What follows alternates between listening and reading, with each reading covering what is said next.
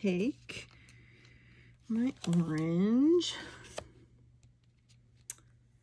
and what I want to kind of do based on some photos I looked at. So there's kind of like an orange with like a little yellow V, and then we go down into kind of the peachy yellowish hue. So I'm going to do up here some orange. I'm going to leave some white area in the center. If you can see how that is. I'm only going to go halfway down.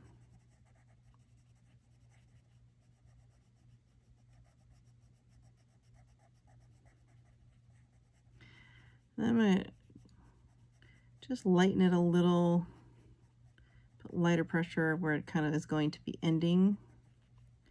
Kind of leaving that V open. Just, I think, a little bit.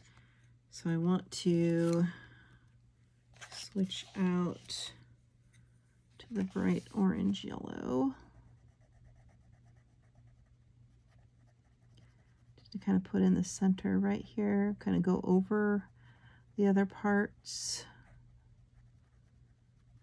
I'm using a lot of pressure to kind of just blend it in with that orange, kind of like we did the sunset. Then I'm going to go back to the orange, and I'm going to sort of kind of do the sides of his belly here.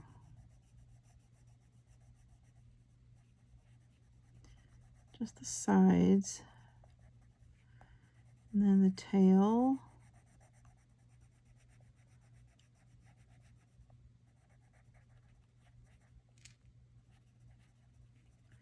Just put a little color in the center. And then I want to go to the nude. I'm going to do the nude, which is kind of like a peach in his belly right here. I've seen a lot of macaw parrots that have a kind of a peachy orange and yellow belly. Just like that. We can add just a little bit. Usually there's a little bit of looking at a little bit of red usually on the inside of the tail. So I'm just kind of going over everything with this peachy color. Just kind of blending everything together. It's a nice soft neutral. I want to go to get that. This is called the cochineal. How do I pronounce it? Cochineal red, 173. And I want to do a little bit in this inside of his tail here.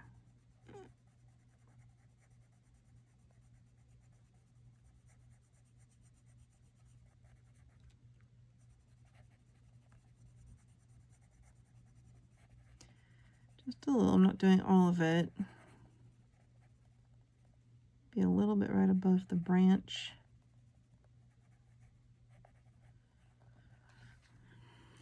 And then let's go to the bright orange yellow. Blend this all kind of in together.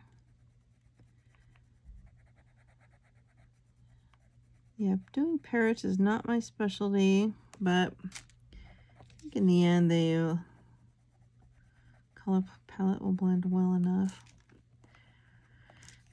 So I want to switch back to that cochineal red, and I want to add it back in over that yellow we put toward the bottom.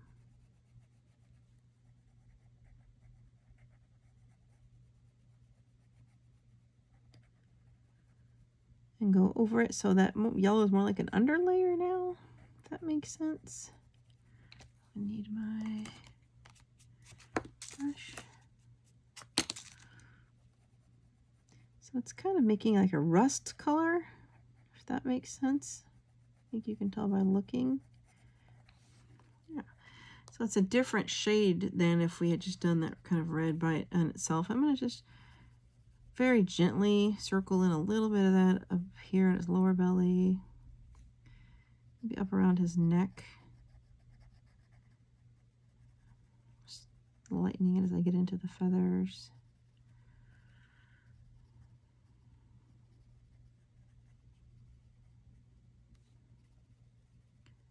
Not much. And then I think I would probably go back to the nude and just kind of blend over that red on the lower belly, on the shoulders and everything. There we go. It's looking good. So I think, let me see. I have a good picture of a parrot. I thought I saved it.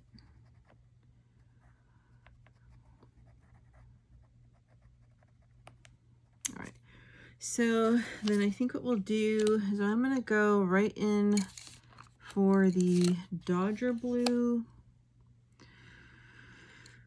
And what other colors are we going to use? Dodger blue inside of his feathers.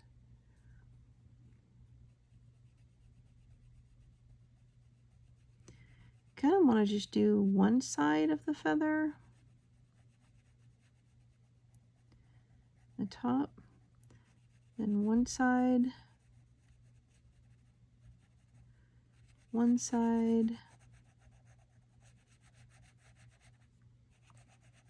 one side.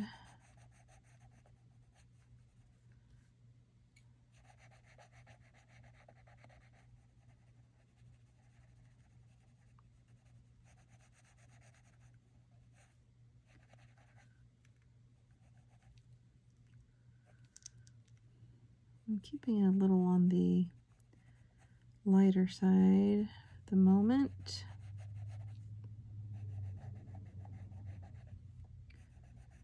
What I want to do is go in with the cyan, and we'll do the other side on this one. So you kind of see the colors more side by side instead of blended. I'm also going to try to go over that Dodger blue and kind of make it almost like a brand new blue by blending them. I'm going to skip one. Let's do this one. I thought maybe I'd do every other one red. I've decided, yeah, I need to see how this looks. I'm going to blend over this Dodger blue with the cyan. Nice and buttery.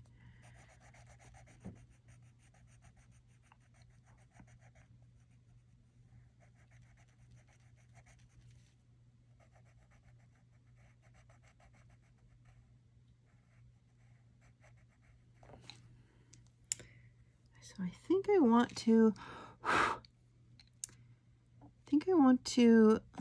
here's what I'm going to do. I'm going to go to that, where is it? I'm going to go to this bright red. I'm going to fill in the opposite side here. I'm going to go back and touch up with the Dodger blue and make it a little darker.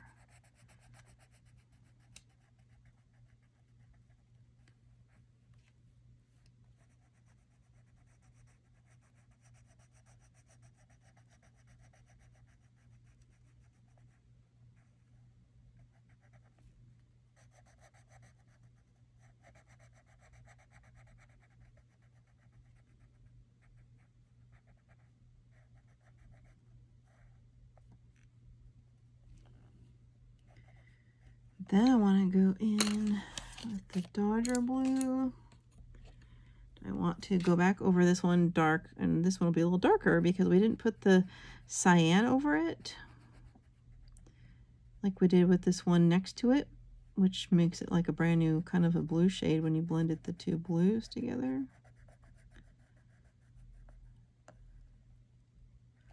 I want the tail to really pop out. So I think this is a good way to do it, because when you blend colors, it softens them, but doing two colors side by side in a solid color, I think really helps with that pop out effect. And then because we blended the two blues here, it's softer, so your eye kind of goes more toward this royal blue or this Dodger blue here.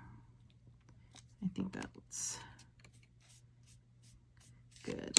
So we need to do the belly on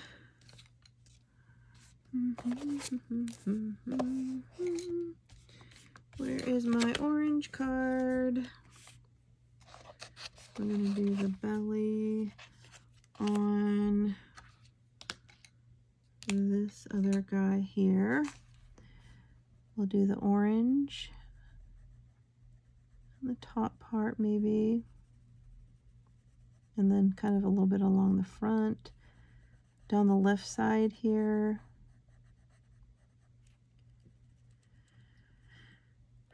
Then I think I want to add this color, the shallow yellow. I'm going to blend that one. These are also skin tones we're going to be using on Santa. They're kind of peachy, so we're going to blend this as well into the belly. Down here.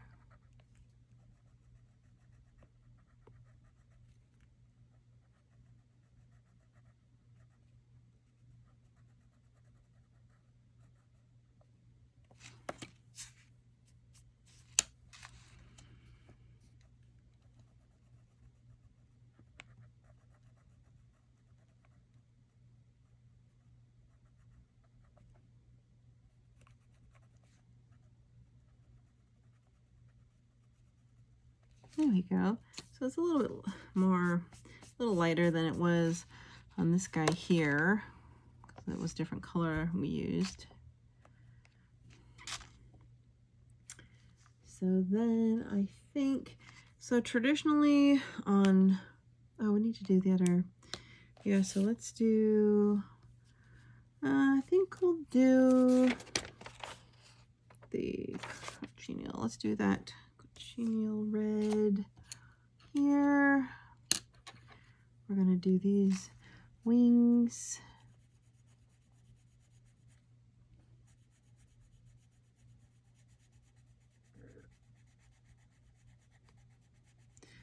Just kind of doing the top little bits of each, and then we'll blend in the other red. Bring that down just a little, do it a little bit in the center. Just tapping my pencil, trying to get a little color on there. Same with over here. And I'll switch to the bright red.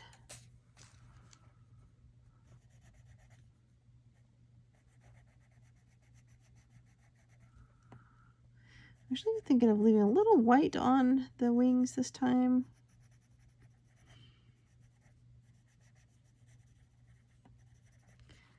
So I could tap in just a teeny bit of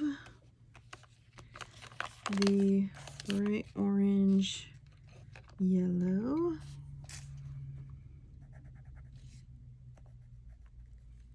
Into those little white areas there.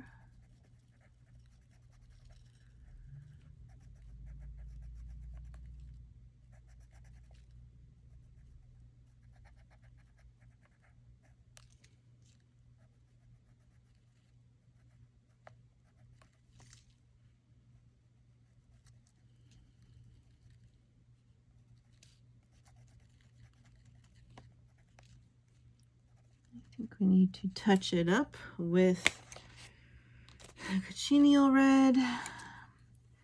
Trying to darken up the wings a little.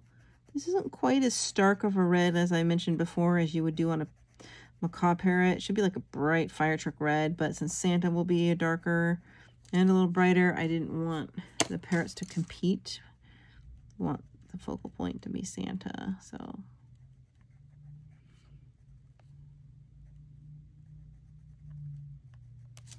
That looks good. A little bit on the side here. All right, we can add in a little bit of that. I might come back. I usually come back at the end of the picture and put details on things, so I might put some specifics and details on the birds. Some sparkle or paint pen or something. We'll come back and look at that a little later. I'm just adding a little bit above each of these little feathers on his chest.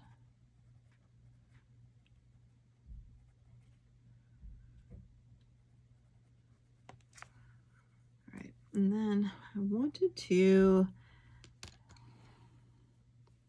touch up the center with the canary yellow, which is what we did down here on this guy, right kind of in the center after I touched up on those feathers.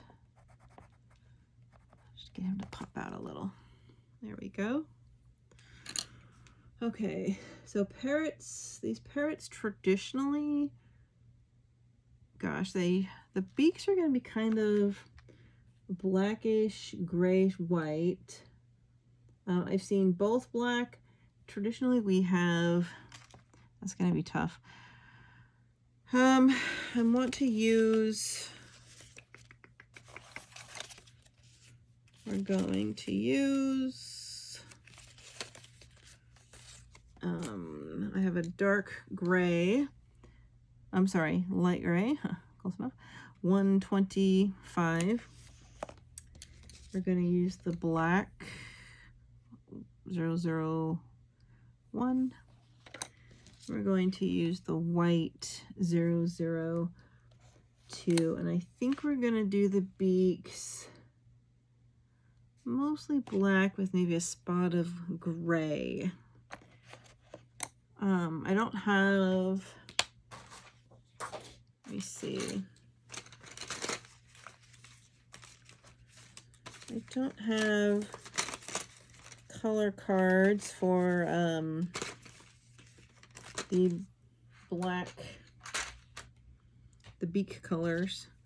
So I'm just going to take a black pencil and I'm going to do a little gray kind of around the, I'm going to leave like a quadrant of that, a little bit gray, white, so I can put in some gray there.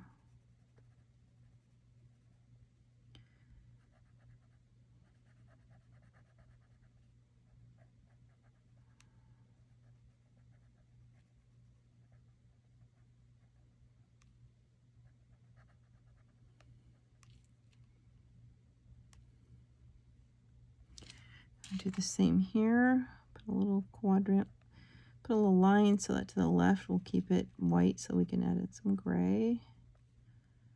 Maybe a little bit, only half of the beak will do black. And this little line around the face here. Okay, I want you to take the gray, the light gray 125, and color into the beak. I don't know why I didn't make color cards for my white, black, and gray. That's kind of weird. I thought I did the gray, but I know I didn't for the white and black. So I got a little gray in the beak there, and we can always put some little markings or lines on it later on. Alright, so the top of the head is supposed to be red. I want to go ahead and take the cochineal red and do the top red of the head. I'm going to do a Soucolor with hard pressure so it's very as bold as possible. Just right there. Nice and red. We'll do the same up here.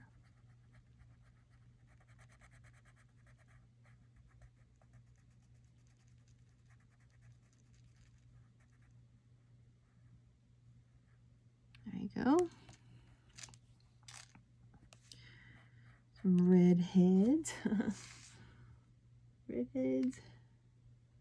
And then usually it will have a little bit of a black line that kind of divides, that runs along the where the red stops. So I'm just going to follow the line of where that red head stops.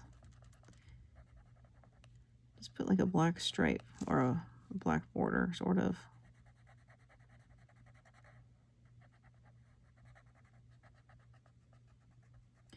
Because they do have a little black on their face.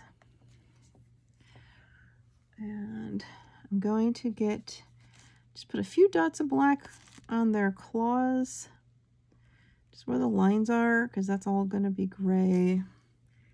Then we'll go to the gray and do in with the feet here.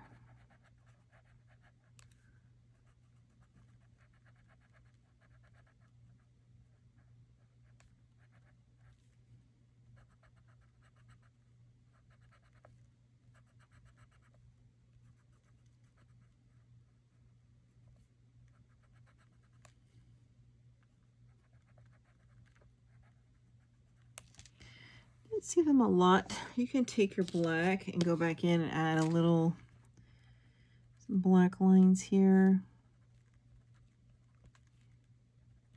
All right, so for this, I'm looking at the face. We're gonna do maybe some black, a little bit of like, well, first I want to take the gray again. I'm gonna now do kind of a gray stripe next to the black stripe and follow that kind of pattern. Like a zigzag. Okay. Then we're going to take our black. I'm just going to draw a little bit of like veins that kind of come. My black is very sharp. That kind of comes out.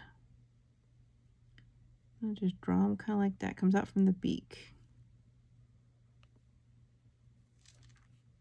So it's going to be like that.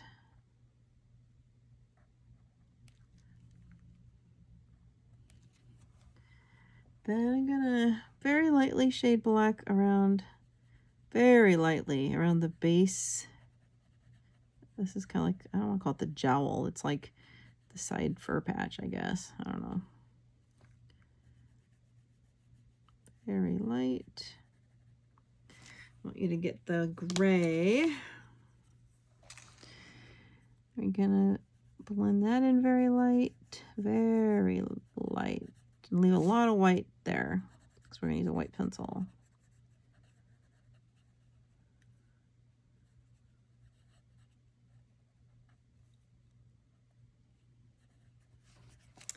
And the white. Don't drop it. And I'm gonna blend in here the white into the gray in between the little lines I made. Can really soften and fluff out that gray by running over it. You can see it's not gonna look white, it's gonna look like a more pale gray because it's gonna pull some of that gray in.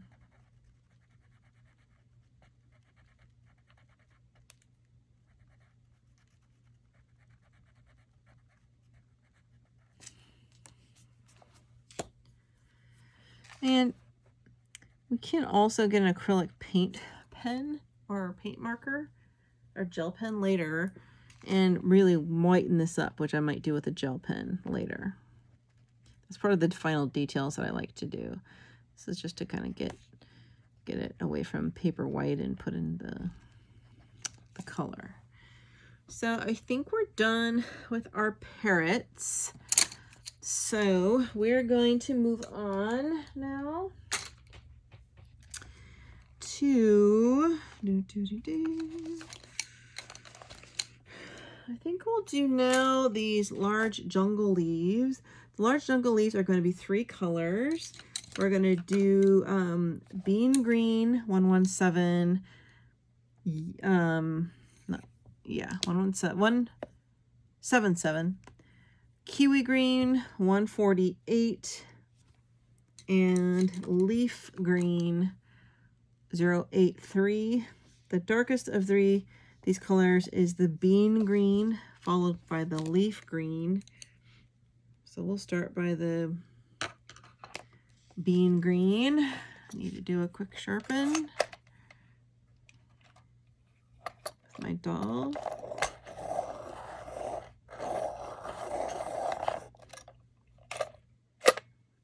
Beautiful. Gets it sharper than any pencil holder in existence.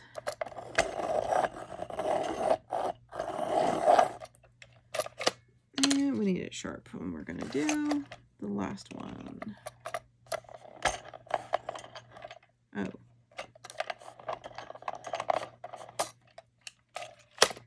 Well, no. If it's already sharpened, I didn't realize it was already sharp, it won't work. Duh. Okay, so let's start again with our bean green. Bean green. I'm going to start with the bean green. All right, I think actually we'll do these little, let me see if I can zoom in for you. We'll do these little 3 leaves here. And we're going to use Brilliant Green 052 and Yellowish Green 140. Okay, and I'm just going to do half the leaf.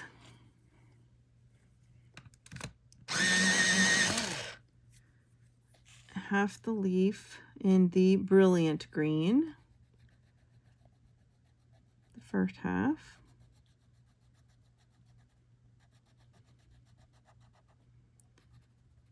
Right, a little bit at the tips. Then the yellowish green for the remainder. Pretty easy. I'm just using a Soucolor to blend it all together. Really simple.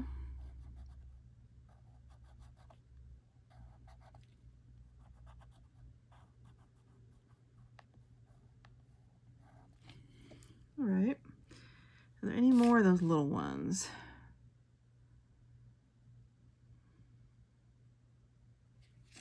I don't.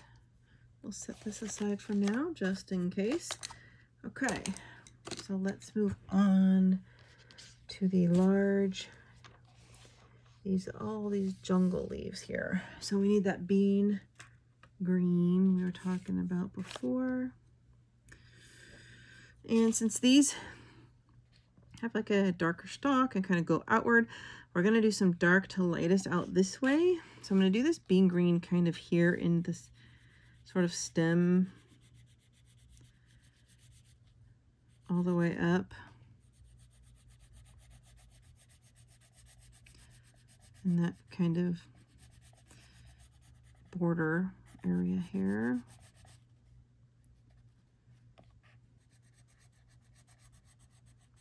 All the way to the tip.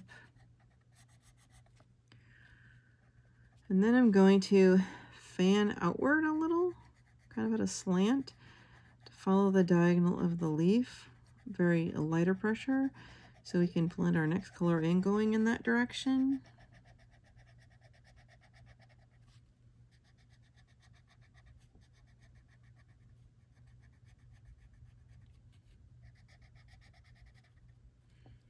All right, let's do this one.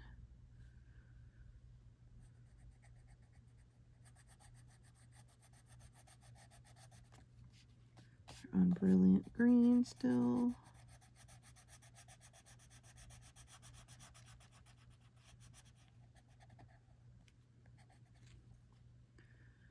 I'll just fill it in a little up here, try to make it seem like it goes to the edge. And then again, a little bit just fan outward from that sort of green border, sort of middle stem.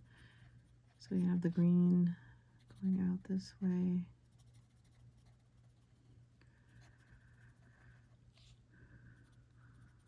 Let's just do all 4 and we'll do them each in that order. All right, so I'm going to go down and do these stalks. Doing the stalks all the way down, in case you can't see on the camera.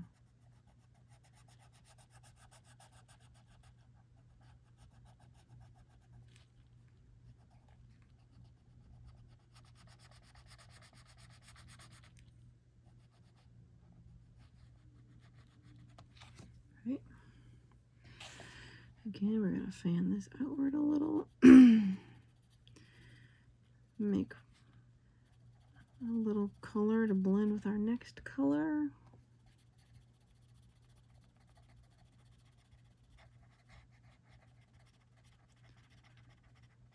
Using little hand squiggles to get in and do that. Then let's do this last one here. It's hard to see exactly where it is, but I think it's right here.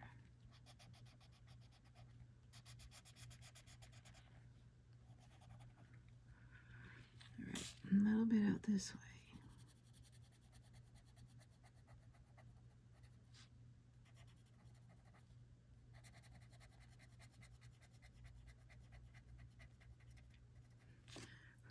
Okay, so then we'll go next to the leaf green, which is here. And we're gonna color out that way, just a little further, maybe another 1/4 of the way, going over our previous color and a little bit onto the white, blending right over it.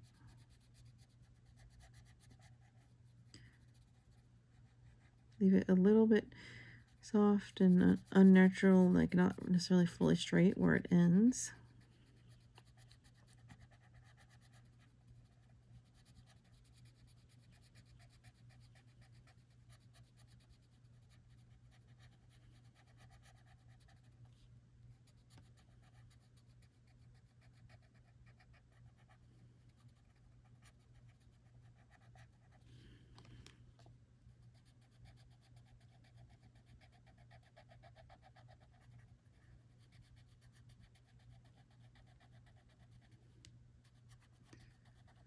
Okay, we're going to do that with each one. So we see we left plenty of white for the next colors. Let's fill in a little bit here and then start going a little bit out, just a little, because you don't have quite as much leaf space here because of the flower.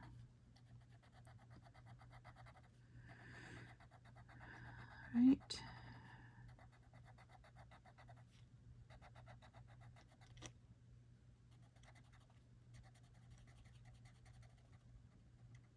There we go. It's good. And we're going to do the same with this one.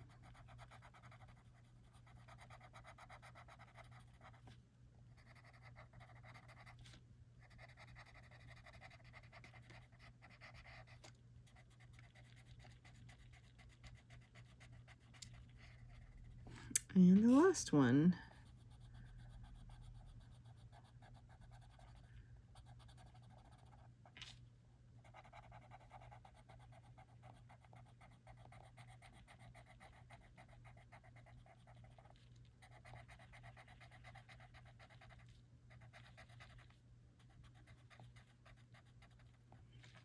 That's really good. So then I want to move to the kiwi green. And we're also going to, I think, use the yellowish green after this. So we're actually using 4 colors on these leaves. So let's start blending in here. Leave a little tip at the end that's not colored. Maybe the last 1/4 or so. But go ahead and blend this in nicely to the other green where it ends. Soften that edge there.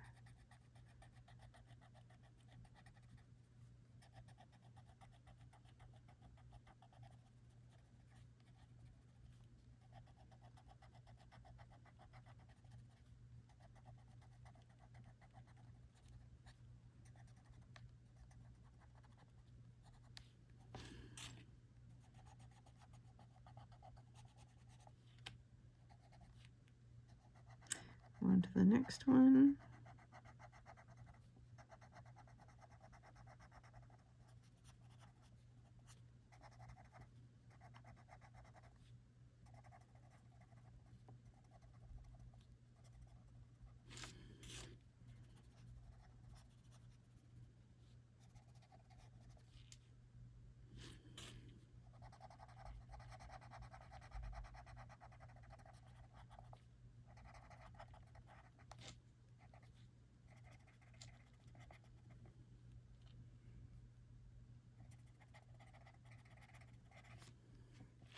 And the last one.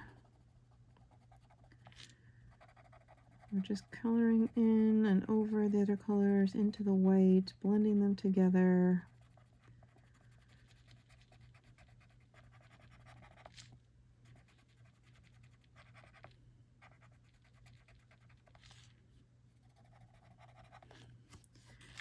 And lastly, we're gonna just add a little touch at that transition point so it's a softer transition. All right, so lastly, we'll move into this yellowish green.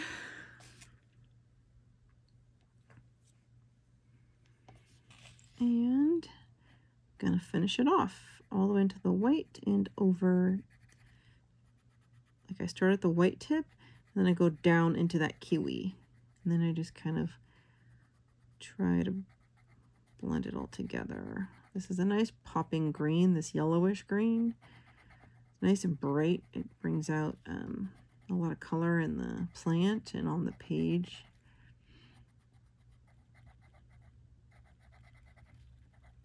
There we go.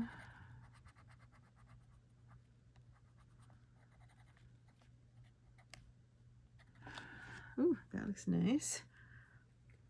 We might use our color blender on it as well. Let's go ahead and get these ones.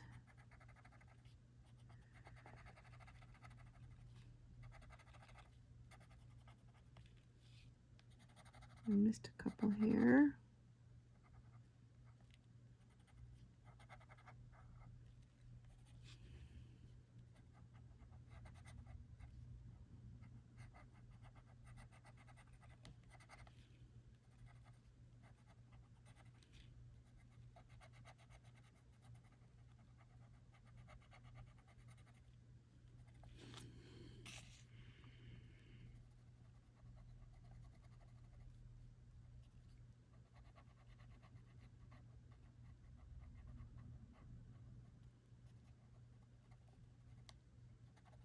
There we go. 2 more to go. We're then going to do the flowers and the sand, or the sand and then the flowers. I'll probably do the sand first. I want to see how that's going to turn out. We're just blending all of this final color here together. I'm gonna go between these leaves here.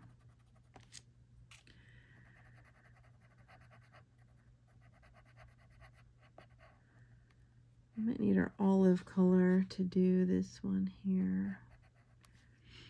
I like to bounce around a little bit.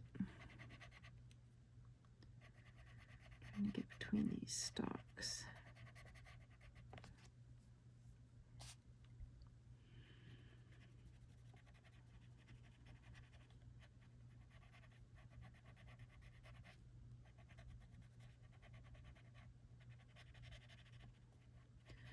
Looks good. Now let's do the last one here. Pencil is very time consuming. Definitely have to do it in batches. You do get faster as you go, and once you've been doing one area, you can kind of continue the pattern of it a little faster as you go. Get your momentum.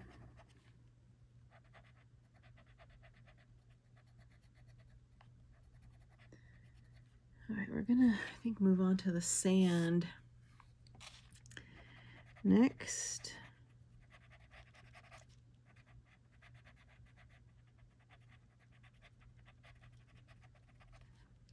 This is looking good.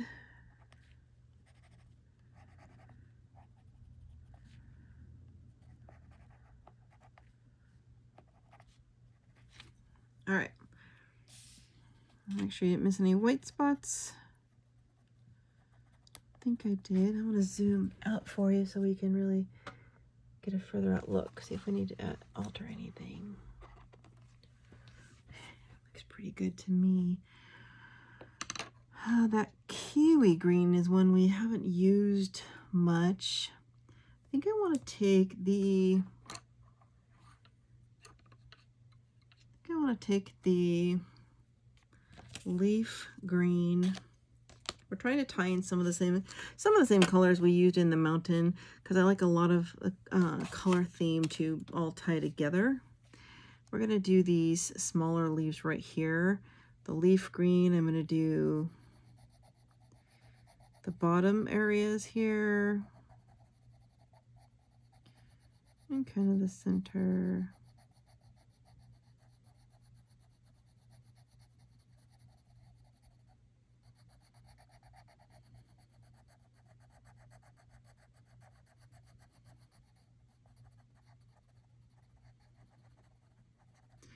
Going to go down the center of the vein. Bring the color up a little along the sides here. Let's do the same down here, up along the side, the bottom, up along the side. And there's a little baby one too. And then we'll move to the kiwi green. And I'm gonna fill this in. It's green I haven't used very much, just a little bit we used on that last plant. And just fill everything in over the other one and into the white. Let that soft wax warm up and blend in from the pressure. Nice and sheen. Blend down here. Down here.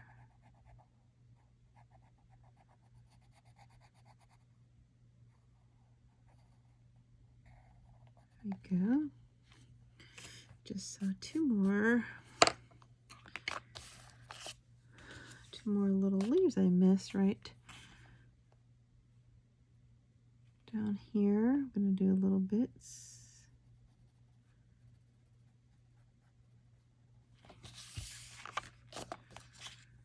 And go back to the kiwi green and fill this in.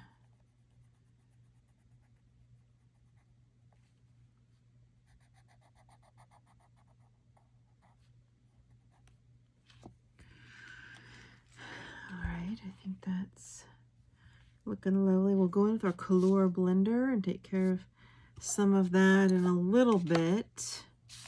And I'm going to need my olive. I want to move temporarily over to the sand. I'm really curious how I'm gonna make that work. So we're going to need, if I can find it. All right, I had to get my colors. We are going to start with this brown olive. Make sure our pencils are sharp so we can get into these corners.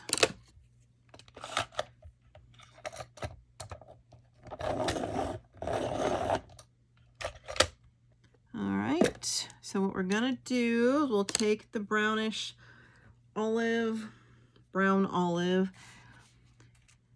I'm going to try to make the sand a little darker in the further away areas, almost like out to here. I'm not going to push too hard though. I'm going to do it a little lighter so it's more of a pale color, because I couldn't find a good sand color. I'm going to do it along the base here. And I'm going to, in the front here, I'm going to go along the front steps of the shack, but leave a little bit of white and just barely touch the color there so it's lighter, so we can put some of that nude in there. We'll do a little more solid back here, a little bit over here.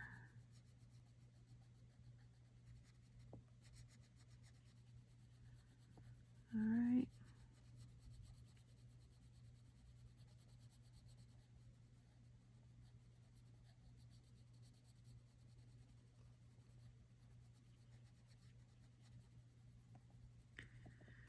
And then a little lighter here, which will blend a little bit up with that Color blender. Put a little nude over it. Still keeping it light over here. Not as light along the back because we want to have a little bit of like dimension. Like it's further away, it'll look a little darker from where you're standing if you're on the beach.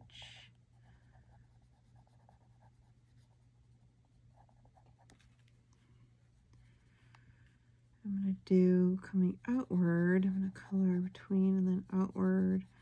We're lightening it up as we get closer to the center, as I mentioned. Trying to go in gently, softly.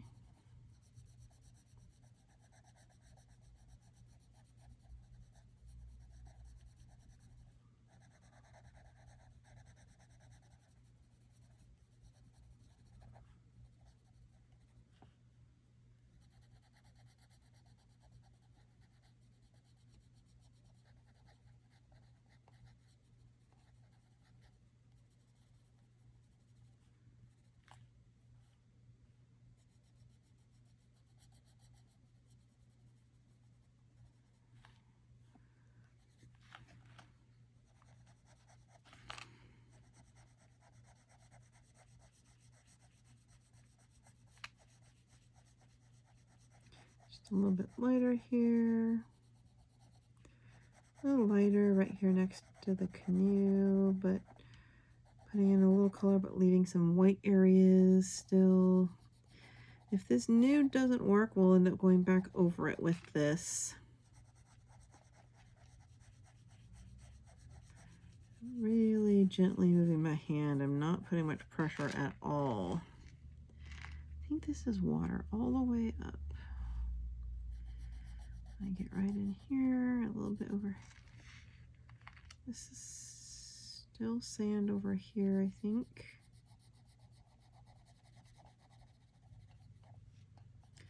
Down here.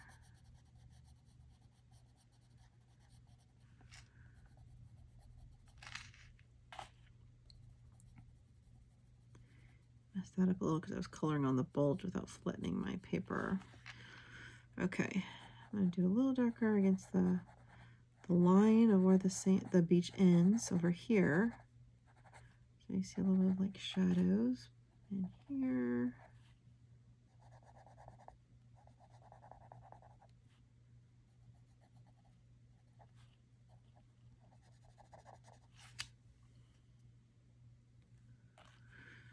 A bit darker over here. All right, so let's give this nude a shot. Might be a little too peachy for sand, but I'm just going to put in a little, very light. I'm going to go just a little bit here around the front, where it's white right along the shore, where the sand is often really kind of pale.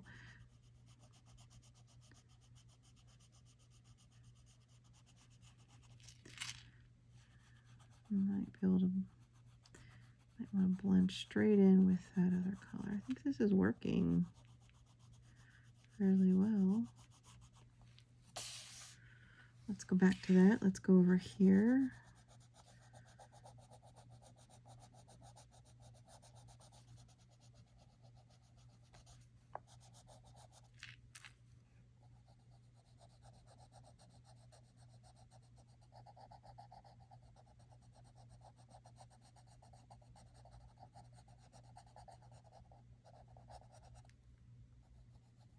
Blending a little bit over that other brown.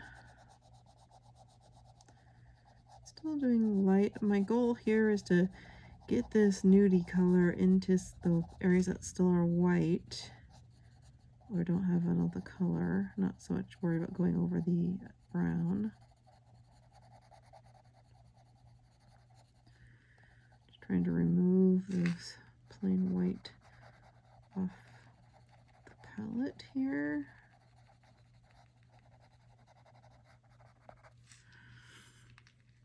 Yeah, I think this is much better than I'd hoped actually. Keep it light right here. Fill in a little bit right here. gonna actually use pressure to fill in kind of dark and push hard over here to see if I can get some of that creaminess and that good blend.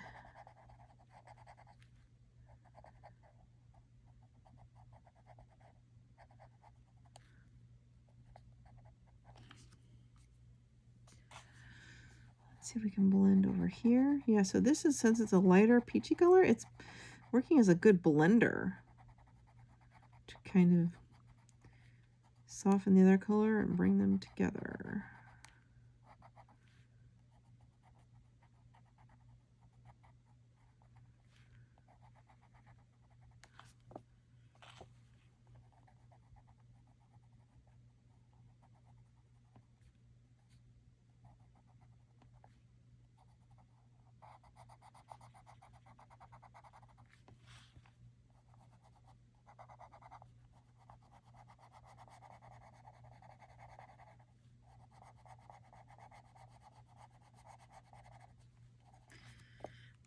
This is looking lovely. What we could do, dun, dun, dun, dun, where is my white? Put it back. I'm gonna grab my, well, I don't think we need the white. I was gonna grab my white. But let's go in and finish blending right around here, and then I'm gonna grab my color blender. Just keep using this nude color to kind of now blend all that sand together until it doesn't look bumpy or toothy anymore. Just don't go too hard here. I intentionally left it pale in a few areas here. Right along the front.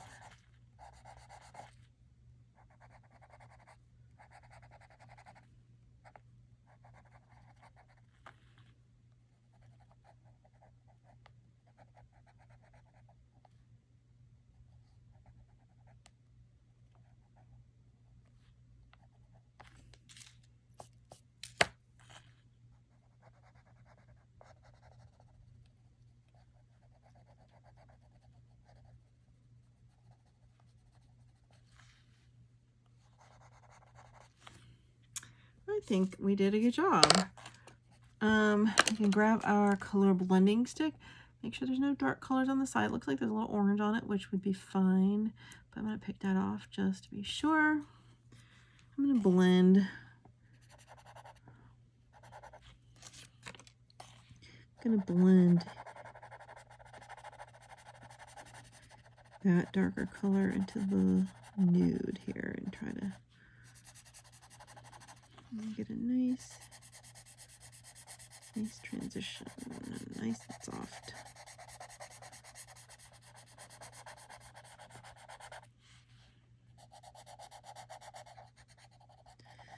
Just in some areas, I don't think I need to do all the areas, but just where it needs a little bit of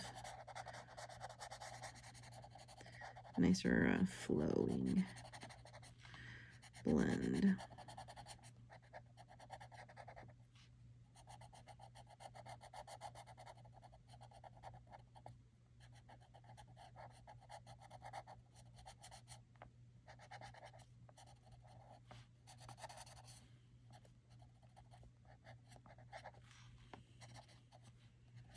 All right, I think we're done with the sand. That looks amazing. We did well.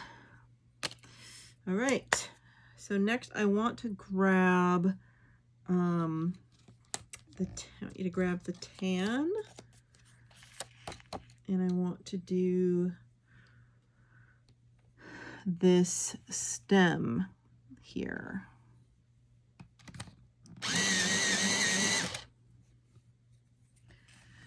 I want to do this stem.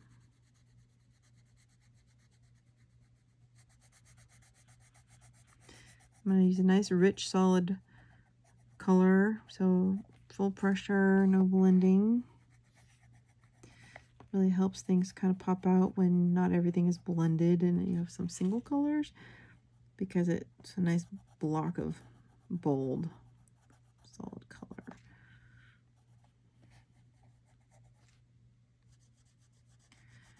go up around the back of it here, but we're gonna do this, I think, in olive. Looks like this brown goes all the way over the top. That looks nice. A little brown here, a little brown here. Any more? Yep, there's one down here. Looks like I missed. I think I'll do this one here.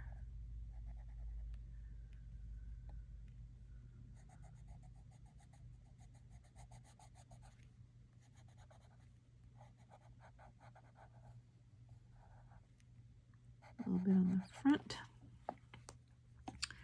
All right, I think that's it. Let's do the olive. I want to do these three little ones here.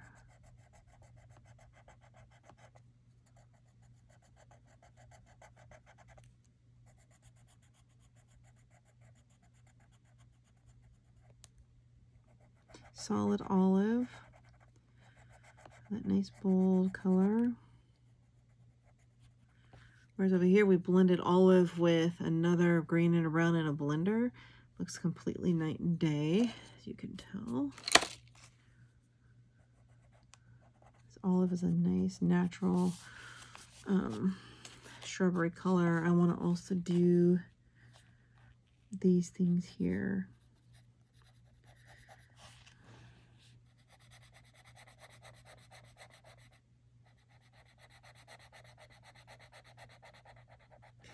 I realize when I start burnishing pretty hard, I tend to shake my table and then the camera bounces. There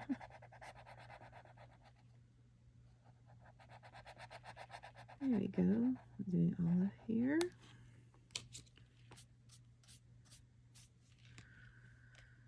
That's good.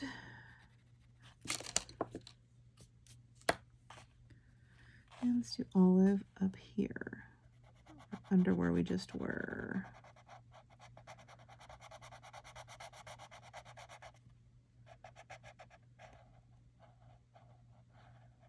There we go. It's a little leaf right here. I'm gonna just point to it.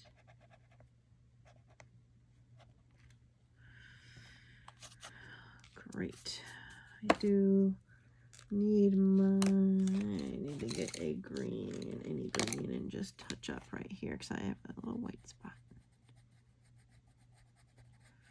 Touch up as you need to or where you need to. I also wanted to tell you guys we need to backtrack. I have here light gray. And I want to go back and do the floor in this little beach hut here, which I meant to do before. Really simple, just quick little floor gray. That's all you need to do. And then I think I'm going to do the bottom here of the canoe in this gray very lightly. Because there was a tad I put of sepia in there, I think, or one color, but now it's kind of a warm gray. And then I want to get the black. And I want to do the beak on this little birdie. Make sure your pencil is sharp.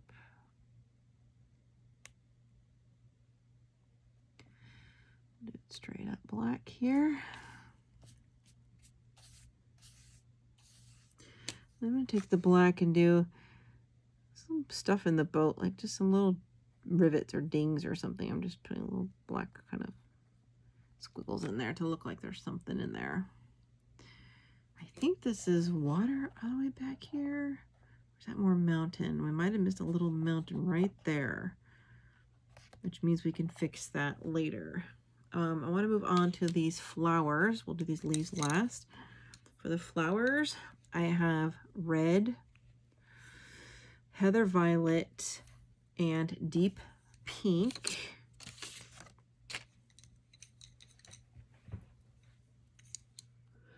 All right, we're on to the flowers and the leaves. First thing I wanted to do is Well, we can wait on that. Let's grab the red.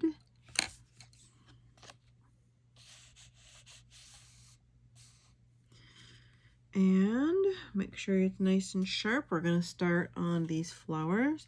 I'm going to start darker in the middle. I'm not going to do that little cross part there. I'm going to go around it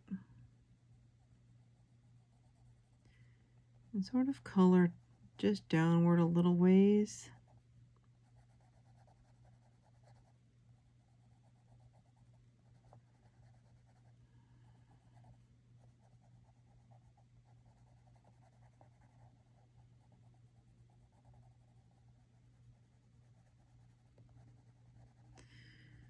Just a little, and kind of lighten your pressure at the tips where it stops, because we're going to be blending other colors here.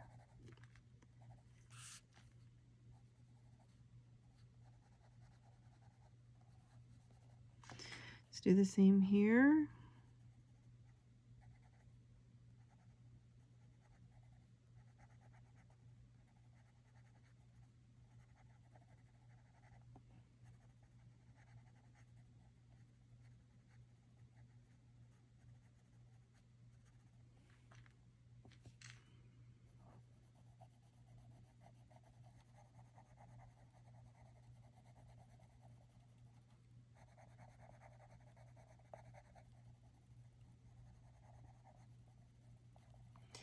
Gonna do that with all of them, kind of in the center, and leave a little space for the others.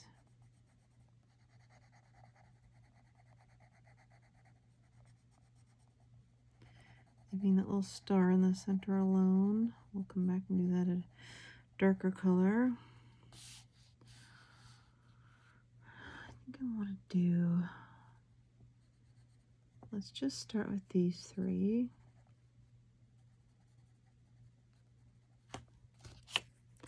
Let's go to the deep pink. And we're going to blend in over that about another 1/3 the way down. We're going to leave room at the ends. At least the last bottom hole 1/3, not even just the end. And we'll make it kind of light.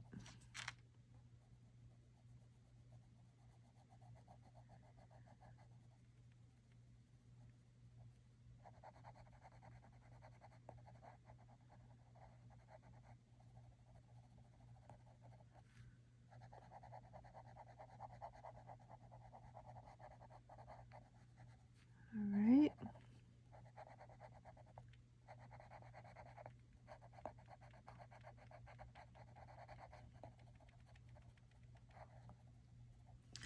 Let's do the same here.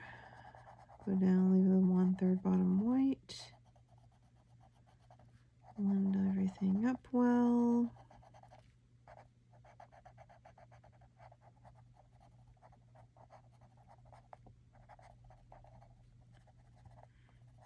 Lighten it a little bit where it stops. Let's do right here.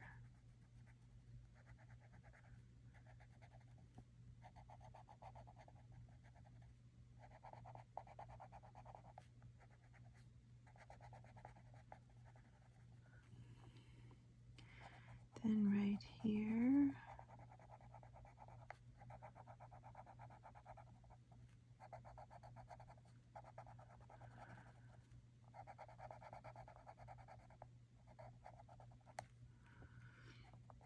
There we go.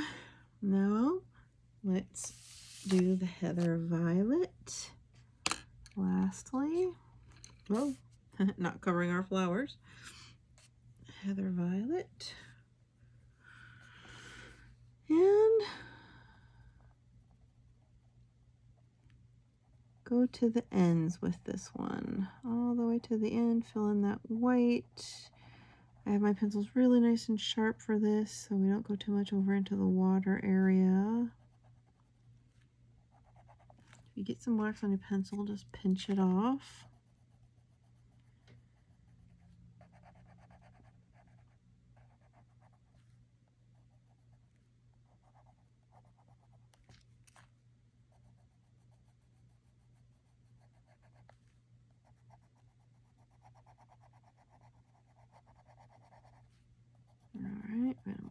this in here.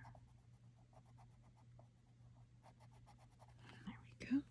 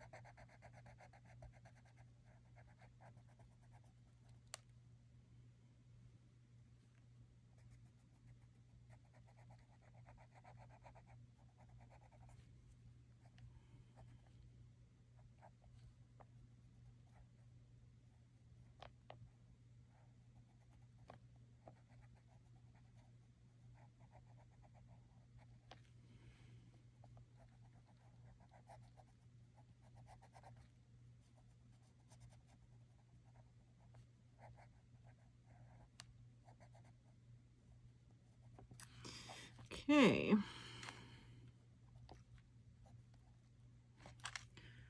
Those look good.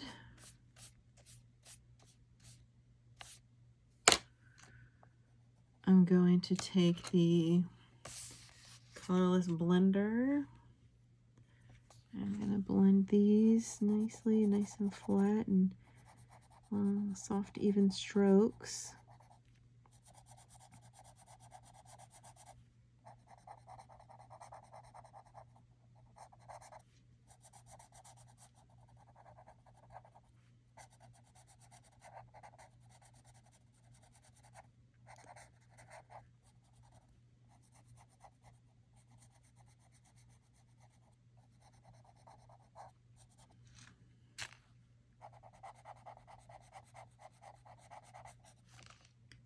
I need to pinch off a little bit of that. It looks a little too sharp in one area.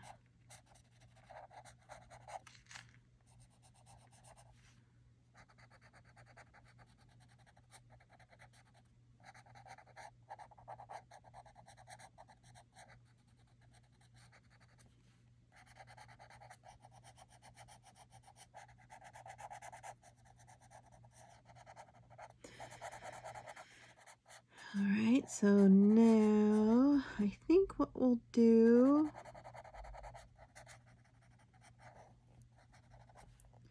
to keep things a little more simple, I think what we'll do is we'll go straight to the red.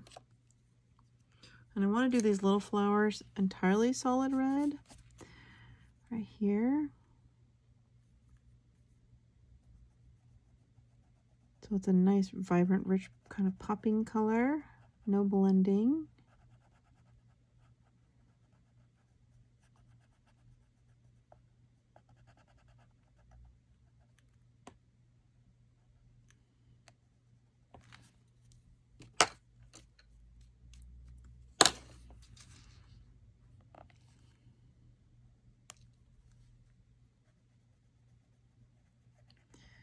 Just go ahead and get these little flowers done. Use some good pressure so it's nice and rich and waxy and dark and smooth, that little shine on it.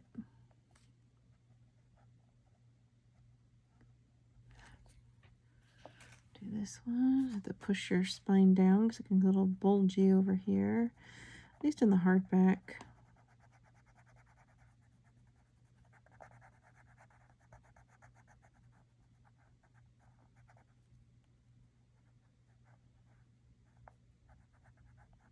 There we go.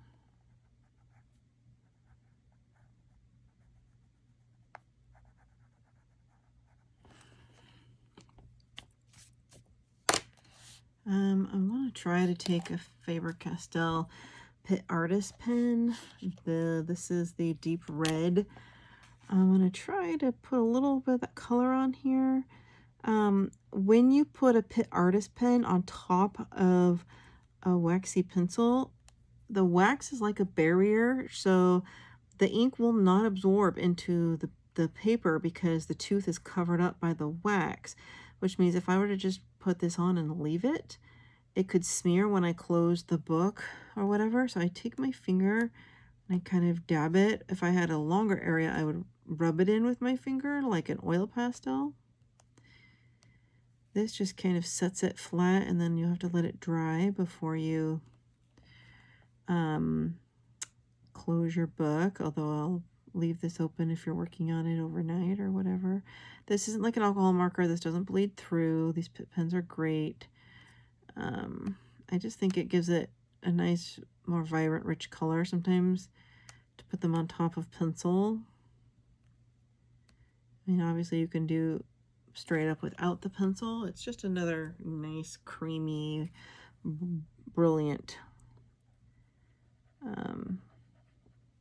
eye-popping, you know, color addition. And a nice little feature. But you can feel, you can see it kind of smears a little because we're putting it on top of wax. All right, good. I like that a lot. You can do that trick on a lot of different things. I actually think I'm going to do the center of the flowers black, which you can't tell that much if it's a dark green or not. The ones that have like this little star, because it'll show up the most. And it could just as easily be a hunter green. Most people wouldn't be able to tell the difference, because there's kind of like that crisscross pattern there. We have one more little flower to go right here. These little details are what take the longest. Once we get to Santa, that'll go quick. And then the water is all we have left. Water we can do in one full swoop. It's then, you know, little details coming back and doing details can take a while, but all these little different things. We had a huge basket and array of colors we're using. This picture is a lot of blending and a lot of different colors. Wanted a real vibrant, pretty tropical scene is what we're going for here. Like if it was bleak midwinter Christmas and snowy iceberg a week before Christmas, and I'd love to take a little tropical vacation just to make sure I get back on time for Christmas, because I don't want a hot Christmas, but I'd love to get away and go to Hawaii during Christmas week or right after Christmas. Definitely. Okay. This trick would work well on those parrots. Also, if we wanted to maybe add a little to right on the bottom here. If you don't have a Pit Artist pen, you can use a water brush pen, like a Tombow. If you have the Oahu water-based pens, try a little area like on one of those flowers before you commit. Dab each part a little bit, get the wet part off onto my finger, and the rest will dry and set. That gives that tail a nice pretty red also. Maybe their head also needs, I think we chose some reds here that are a little more pale than some bright popping reds, which we didn't want to take too much away from Santa though. That was my original thought process with that. There we go. All right, I think I want some light pinks. I didn't write in here, but I can see now some light pinks would look good here. And the leaves and the bird. And then we're down to the bottom. This part will be definitely faster. Okay, so we're gonna move on to color these jungle leaves. Then I'm actually gonna start on Santa. I haven't figured out what I wanna do for the bird. I realized I didn't write that in my swatch. And this last flower, so we're going to go back and do that at the end when we fix up the bird's face with a white acrylic marker and whatnot. So for these leaves, I want to use Kiwi Green 148, Leaf Green 083, and Moss Green 047. So we are going to start with the Kiwi Green. And I'm just going to color these leaves kind of here at the bottom. I'm going to go up a little higher on the right side. Nice soft layer, a little darker toward the edge, a little softer in the middle. And kind of go up a little. Here, let's do it in reverse. We're going to color the base. We'll kind of go up on this right side a little.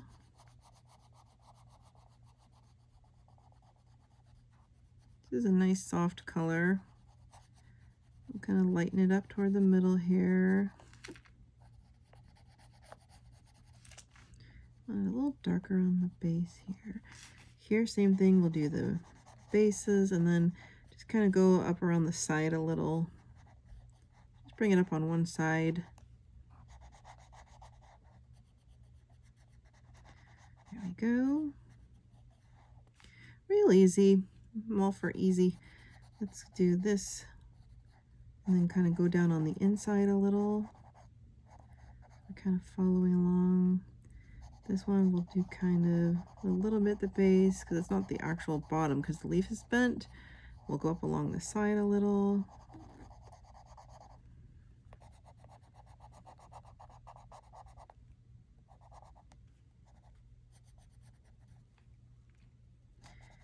I think that's all we really need. Let's go to the leaf green. I'm going to kind of blend some of this over that other color.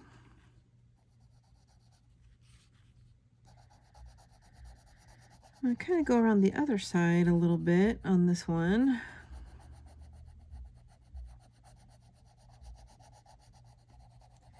And blending over that other color on the other side, so it's going to be kind of like our under layer. We'll see a little bit of that yellowish kiwi color kind of come through. And then in the very middle, I'm just going to add a touch of color, but leave enough white to put in the final color. All right, let's do this one too. We're going to go down this one side. I'm going to go over the other portion and then a little in the center. Do over here, we're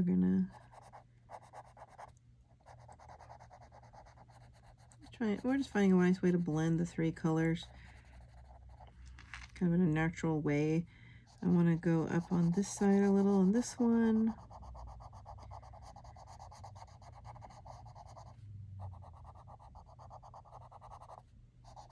Go upward.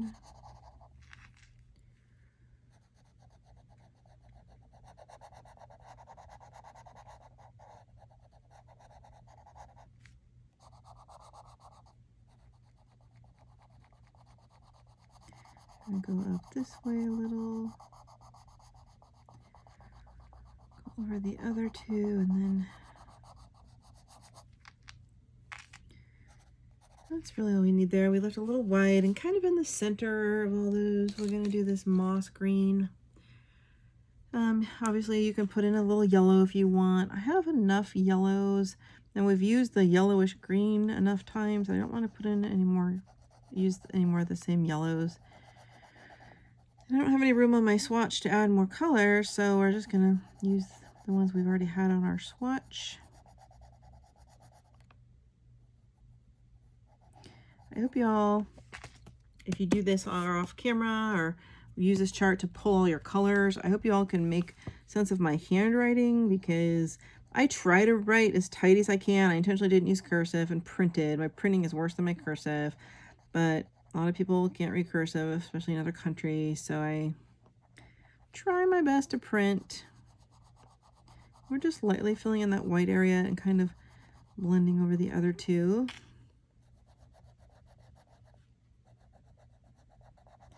And I am going to go back in with another color, you'll see in a minute. A little bit in the middle.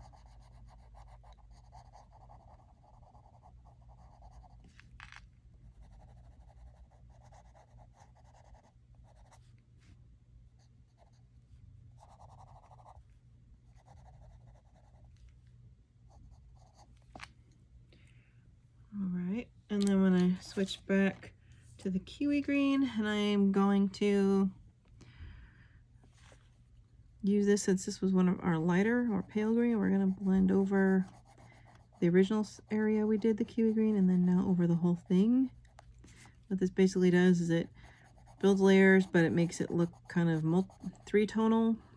So you see a little bit of, it's not like a specific shade of green in a specific spot. You got a little bit of darker shades on one side than the other, a little underlayer showing through of a yellow tint or like a kiwi-ish yellow. So we're just using this color to blend everything in.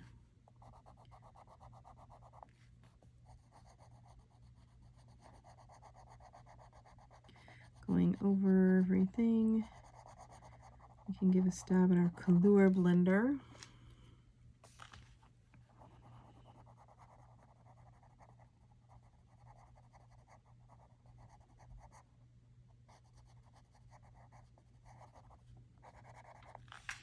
I think this is actually a leaf prawn right there. I didn't catch that at first. All right, there we go. That's pretty simple. Well, you can, up close, you might not be able to see it on camera until you do it yourself, but I can see a little tint, like several different greens in the same leaf. A lot of people like to put yellow highlight in the middle. I didn't really think it's necessary. I just wanted a lot of jungle green for our scene. A lot of different green shades. So I'm going to get my the color blender we've been using. I'm gonna pick off a little of the end just to make sure. You guys are still on camera, right? I want to make sure I'm not. I realized some of my picture was actually covered yesterday. I forgot to tell you when I was doing these little flowers. I basically did the red I was telling you about, and then I went over it with the artist pen, and then I dapped my finger in it to rub it in. That's all I did on those. I didn't realize it was partly covered up. Sorry about that. All right, let's use our color blender gently to kind of smooth out some of these colors and lighten them up a little. It'll feel dry and scratchy on the page. That's okay.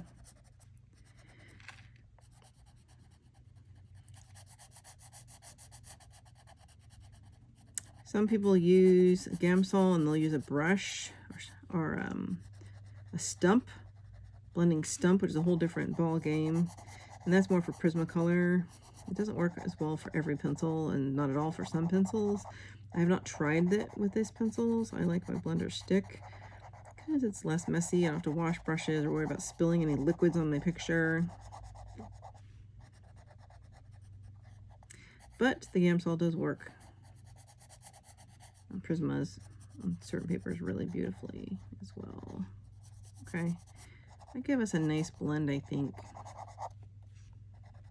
feel like there's one little spot I can't shake right there. There's one spot I missed right there. I think I scratched the page. All right. Okay. So we're done with those 3 greens. I'm going to leave one out. I'm going to leave out, well, no, I don't think. I think I want to put a little green in this flower stem right here. Let's do that with the leaf green. I'm just gonna press down the spine here with my fingers and try to get in here. It's not very sharp. I need to really sharpen it first, but I think it'll be all right. Ideally you want this to be sharp so it doesn't go over too much. You can use a green artist pen in here as well. Got that in there. Ah, dropped a pencil. Okay, now we're done with the greens. Put those back. And let's move on to Santa's shorts. I do the skin last because I do the skin first, and then when I'm doing the clothes and any crumbs get on the area that I already did, it's going to smear into that skin tone. But if any got on when it's white, I can either gel pen over it to cover it or erase it off a little bit, you know, depending on my Derwent eraser. I can find it, which I don't know where it is at the moment, so. Oh, geez. Okay, we are going to start with his shorts. So for Santa's shorts, I have pale green 068 and jade green 164. So that is right. Where's my, I found it. I lost my jade. Let's start with the pale green. I got my pencils nice and sharp. So we're going to make his shorts 2 different shades of green. And I'm going to color, there's kind of this flower pattern on the shorts, which will be a different color. So we want to kind of color around it, make sure it's nice and sharp. So that pale green, we're going to start with the leg on the right. This is kind of more of a turquoise. I'm going to color in a little around the top between the leaf or flower petal, whatever that is. I'm going to leave the second bottom half not colored. Save for our next color. I'm going to go over here. I'm going to do around his belly at his waist. I'm going to do all of it under the elastic. I'm going to do up here around his waist. I'm going to go in a downward pattern around the leaves, kind of make our way down.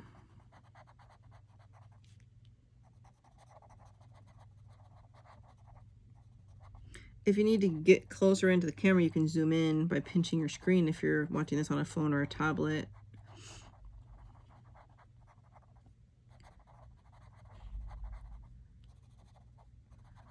So I'm keeping the color very light toward the middle part so I can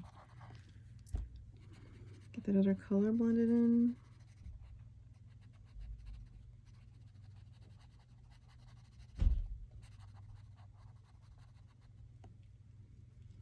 I'm going to come back to the top part and darken it just a little, just around the waist under his shirt.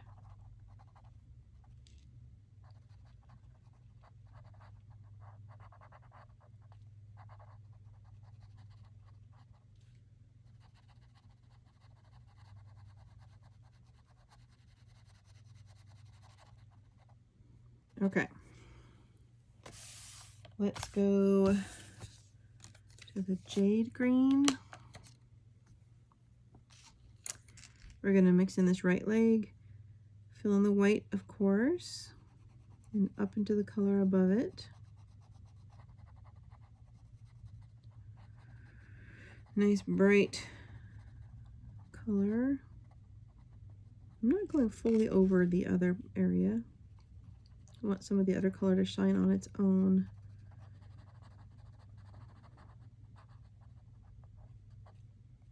Okay. Gonna get this bottom area.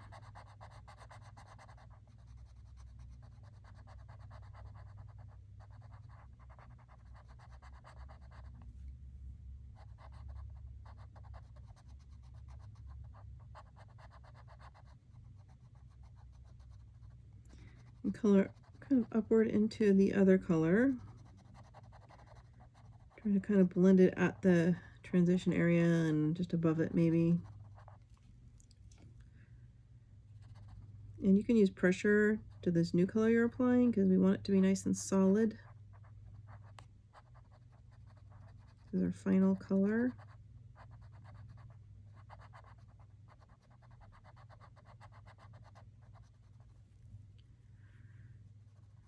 I am going to go back in a minute with the original color.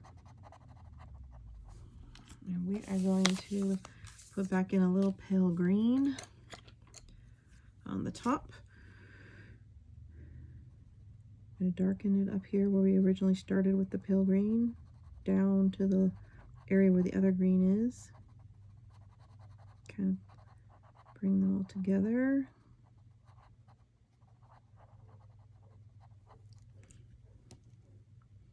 Got a little bit on the water area, but that's all right because obviously that'll be blue.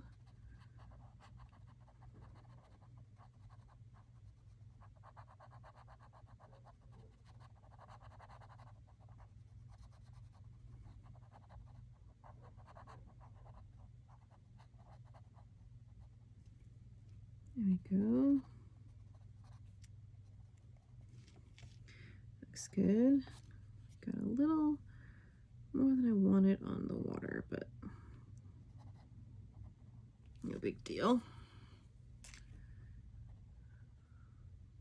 That will be covered up if you got a little on the water. I'm going to take again the jade green and just go back over at the blend line and now pull some of this other green downward now that we're blending it all together.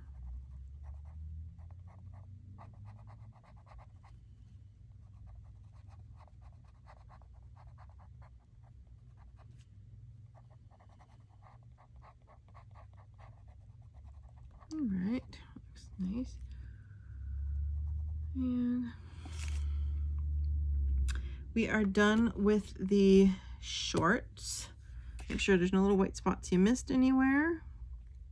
Gotta get your face in there real close. Oh, with his elastic band, I'm gonna put a little of the flower color in the elastic band, which means we're done with the shorts color. I want to grab the little flowers in the center are going to be pumpkin yellow and warm yellow. So we have 091 we'll start with, which is pumpkin yellow, which I have here. And they're small, but I'm going to color around this center part with the pumpkin, but I'm not going to color the whole thing, just around it kind of, and a little bit into the flower petal, but not very far on each one.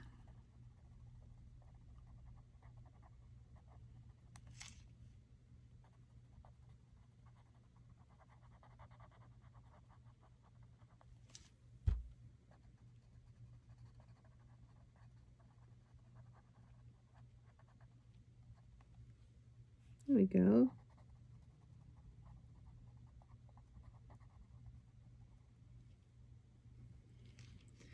Okay, then we will switch to the warm yellow. And this is the reason we're using these colors is because it accents what's in the sky and your eye kind of blends, get all of these color themes is kind of a little bit consistent throughout. You get a little pops of color on the top and bottom that are the same. It's a little trick that I do that kind of makes your eyes flow and just brings everything together in a nice color theme. In fact, this little orange down here kind of makes your eye go right to the sky because you're drawn to more orange. That's interesting.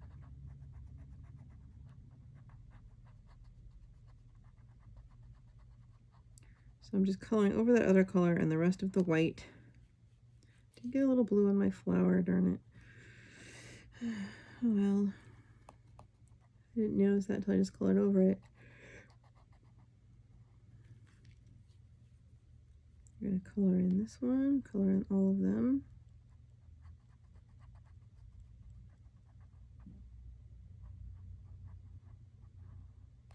I'm going to color the waistband as well, the flower color.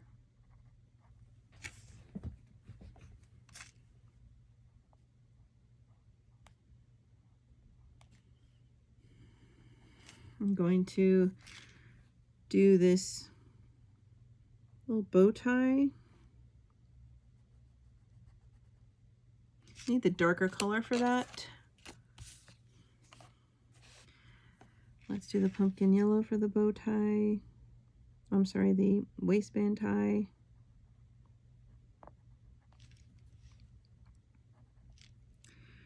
And then we're going to take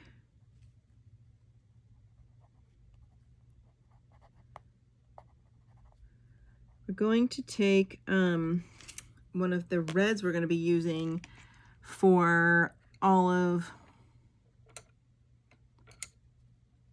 his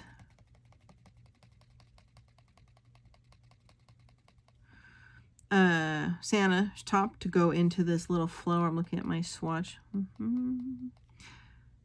Oh, actually, I think we'll do the brownish. Yeah, the brownish red is what I put.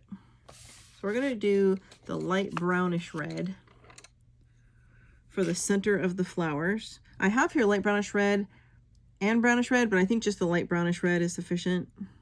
Make sure it's nice and sharp before you attempt these stars in the center of the flower.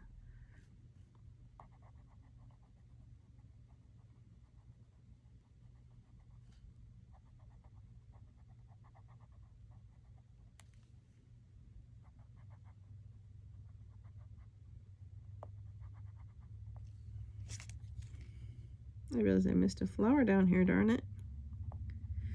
So I'm going to do the center now, and then I'll go back and I'll put that in.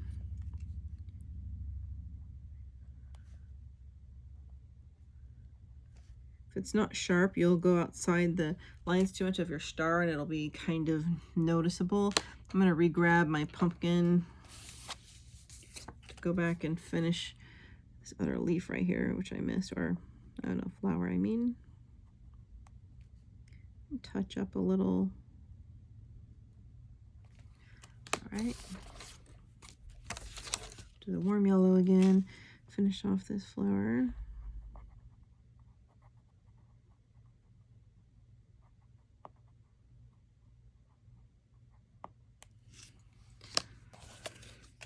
All right, then I think I want to go ahead and do really lighter red.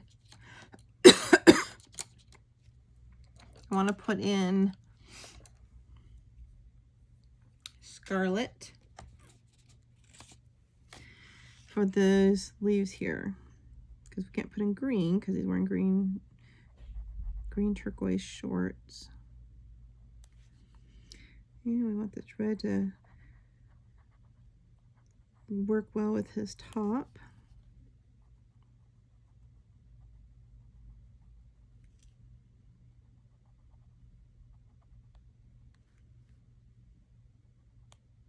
I realized I missed a little one right there.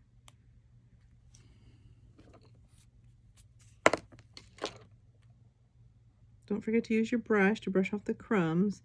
You don't want to be using your hand.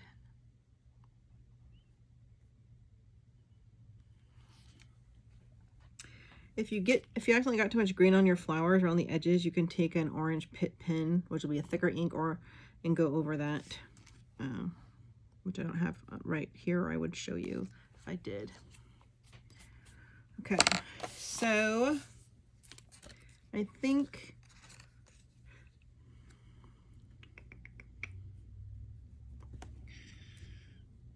see a little green line on my water there. I think we're going to do his hat, and we're going to use the scarlet. And then we're going to need the peach.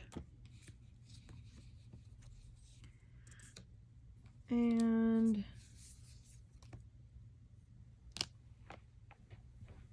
all right, I had to get my to fix my camera. It was faltering a little. We're going to be doing the peach and the scarlet. It is not peach like it sounds. I don't know why they call it peach. I have no idea. It's silly. We will start with the scarlet, and we're going to do the hat. First, we're going to do a little bit sort of in the folds here of his top, the folds of his hat. We'll just focus on the hat here. We'll do around the base of the hat, up to the little puff. And I'm just gonna kind of color along the fur outward a little bit with this color, lightening my pressure, very soft, and just a little bit of fluffy color fading out into the white.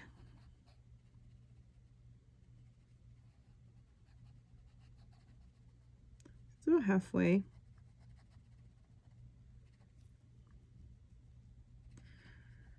Let's then go down to the coat and do the same. So on this, so I want to do the sleeves. I want to go from top to bottom.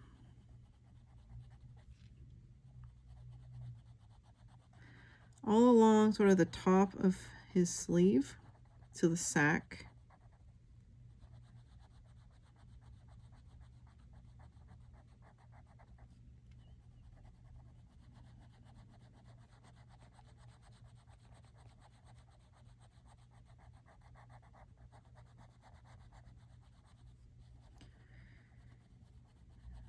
Putting in a little more, just a lot lighter.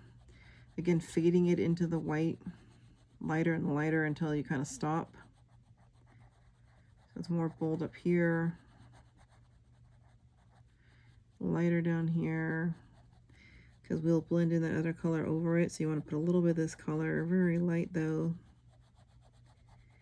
very light.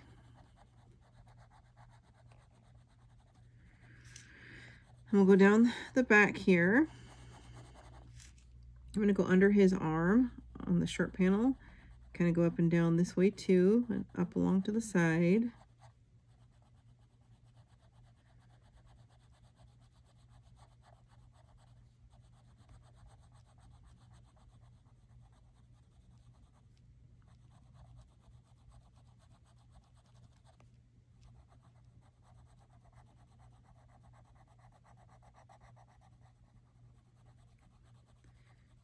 And then kind of across, so it's all going one way. Remember, your pencil stroke needs to all be one way, so it looks nice and smooth and you don't see the cross lines. So we're getting a little bit lighter, very light down here. Heavier right around the back up here, around this crease. This one also has more of that pink tint to it. Heavier around the crease and a little heavier under the arm, because that's where there's going to be like a shadow. And then lighten it up again. A little heavier down along the back.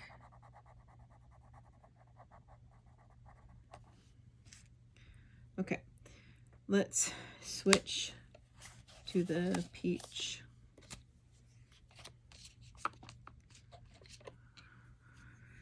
Go to the hat first.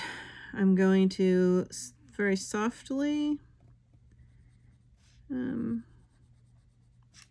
pencil sharpened at a strange angle. I'm gonna softly, I'm gonna fill in this white and just kind of very softly try to blend everything together. Mine's actually looking a little scratchy because it's got a ridge here. I've sharpened it funny. There we go. Blend, blend, blend.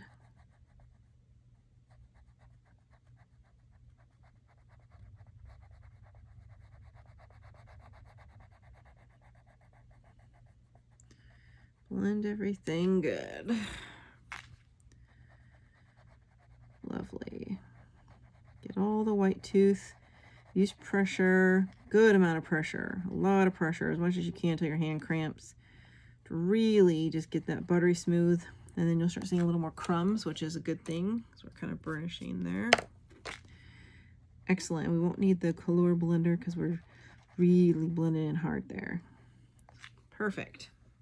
And the reason I made the shades I picked for Santa a tad more on the peachy pinkish red than the red is because it's tropical and there's brighter colors, you know, sunsets, oranges, yellows. The dark red, you know, would be a little bit much, wouldn't go as well with all the other colors in the picture.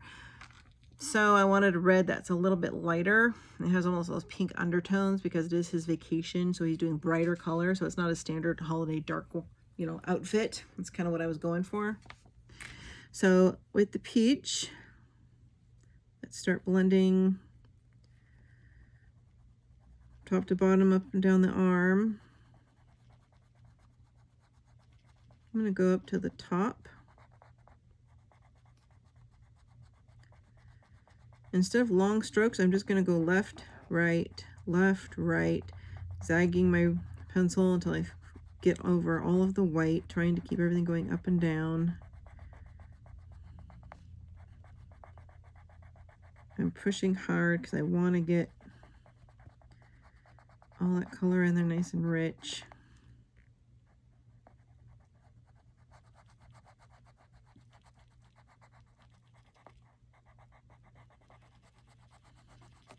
Nice and dark. There we go. Oh, really hard.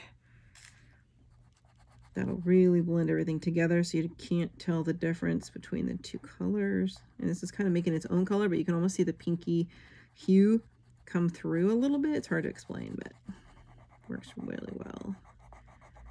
Whew. Make sure hand cramp just rest for a second. Shake it out. But yeah, if you'll see with the Soucolors, the hard pressure warms up the wax and you get more of a waxy, like a crayon, and it makes it nice and rich. All right, let's tackle the bottom. Same thing down here.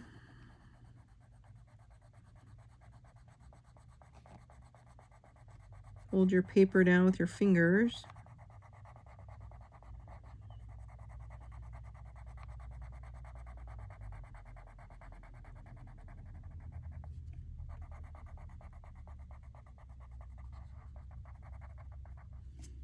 Shake your hand out. I'm not using my full pressure yet. I'm just getting that first layer of white down.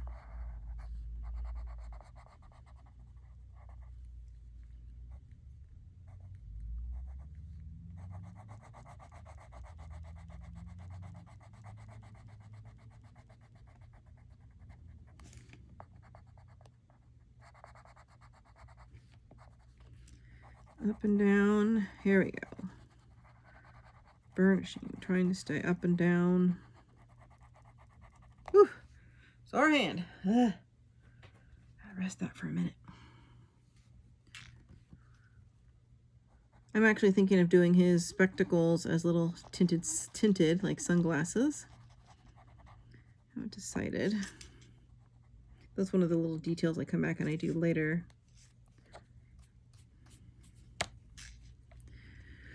Where you don't see a real smooth, just get in there and burnish, and we'll only move the pencil little bits in the same little circle or quadrant. Like, you don't want to be doing strokes. Okay, got it. And you can see shades of the little bit darker here. You can see some of that pink come through, so it doesn't look too flat. I like it. I think for his Santa sack, we're gonna have to do like the light reddish brown, which, okay, now I don't want you to get confused because there's a light reddish brown and a light brownish red.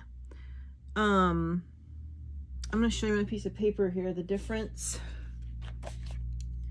So this is the reddish brown. So the last word, which says brown, means it's a brown tone with a tint of, you know, the red. And this is the light brownish red, the red being the last word. It's more of a red tone, so it has a tint of the brown. If that makes sense. I think we're gonna do the Santa sack in the light brownish red. And I think I'm going to, what is this? This is that peach. Didn't have another. So So the scarlet. I think we'll use the scarlet.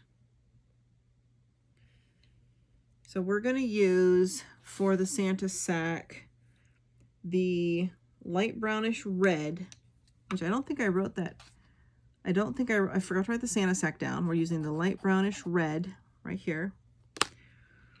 We're going to use the scarlet. It's a nice blend. I was thinking of using the light reddish brown.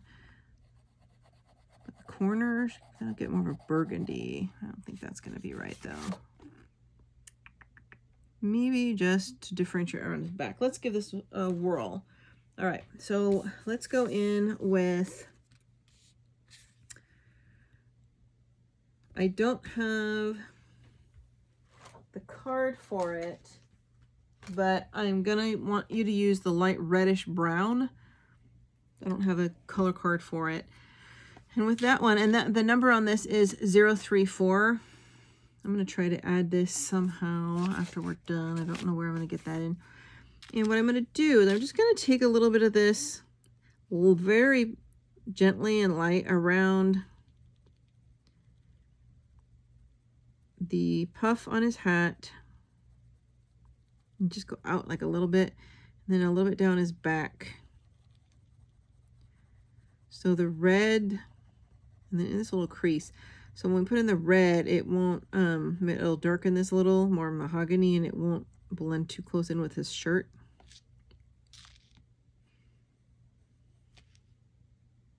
I think that's good. So let's grab the light brownish red, which I do have, and we're going to go right over that. I want to see how this works and go a little bit under the hat. Try to go only up and down, not horizontal. Gonna gently do this down his back too and go over it. Yeah, so then you can tell it's a different color. Otherwise the reds are too close. You can tell it's different than his Santa sack, and I think that works pretty well, actually, now that I think about it. It works pretty good. And then I'm just going to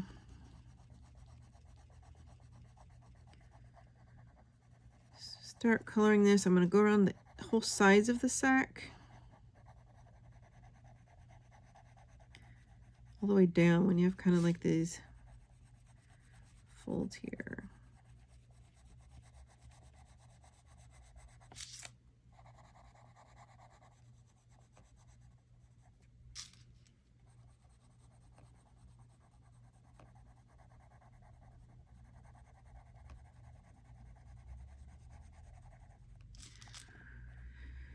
Then I'm going to go very light and pull that color into the center, but I'm like using half the amount of pressure on the paper that I did, so it's a lot more pale.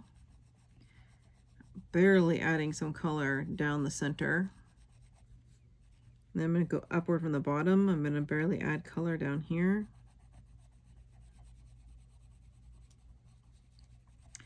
And we'll go around over here.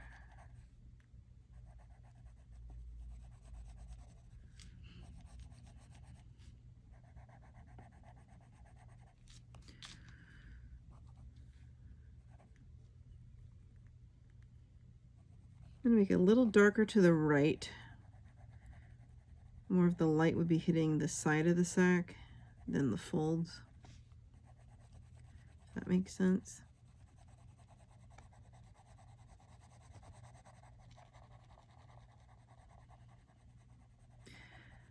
I also realized I didn't write in the colors of the surfboard because I guess I ran out of room. That's why I stopped. For the surfboard, I'm going to get in some oranges. I think that matched the sky, maybe with some a navy blue or a little blue that would accent what's in the birds a little bit. But I'll figure that out before we get to it and write it down extra for you. I'm just blending up here. I want a lot of this dark color on here, but not all. Just trying to get some layers down, leaving plenty of white space. Definitely you see it's darker on this side. Darker up here along the top, kind of where this line is. That kind of shows you where the creases might be. So I'm actually doing full pressure up here, nice and dark. So what I want to do now, I want to switch to the peach.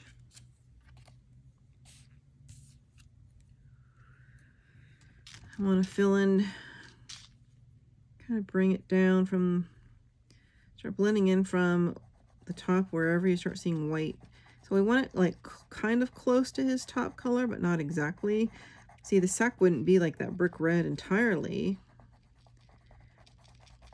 but it's definitely darker than the top we have on him. So I'm gonna go around the side. I'm gonna go over what I did on the right side, really burnishing in here hard. It's a complete blend. It's really blending these three because I have that brown layer too.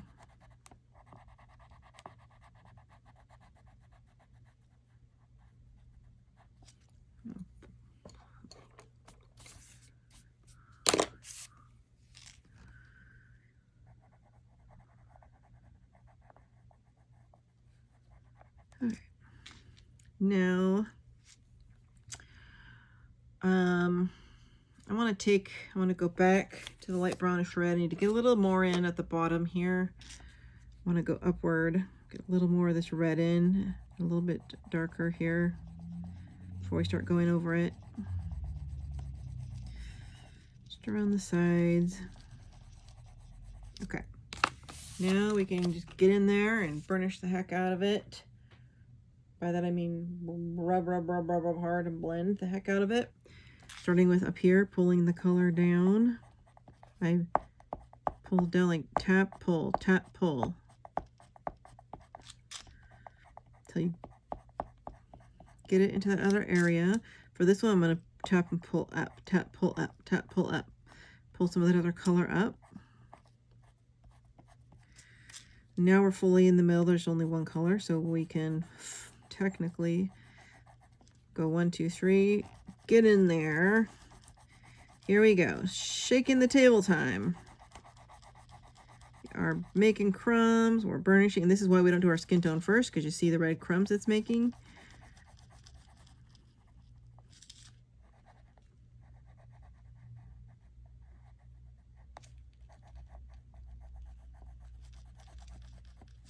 Okay. Woo! Looking good, Sienna. Nice and creamy. So it helps a little because it's darker right around here. It's darker up here. It's darker around here. And then in here we have the solid peach. But here we had the peach, but we had that pink underlayer. So up close you can see the difference, that they're not the same, which gives it kind of that multi-dimensional of layers of color sort of a feel. You can wax back in here if you want over the other two colors.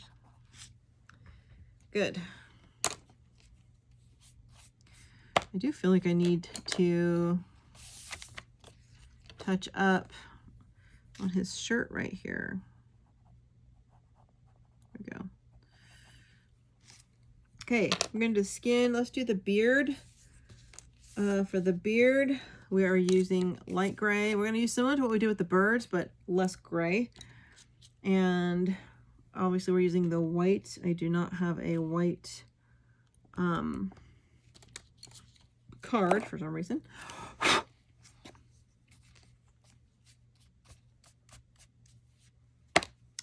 So for that light gray, what I'm going to do is I'm just going to see how there's like these black kind of flecks already, little squiggle lines at the tip of his beard. I'm going to go over those with gray, and I'm just going to kind of fleck it. Push, pull, push, pull, making like little hairs. Up here too, under his ear, push, pull, push, pull, push, pull, push, pull. All right. Just got a little gray there. Not much. I'm going to put a little bit in these little spiky hairs the base here.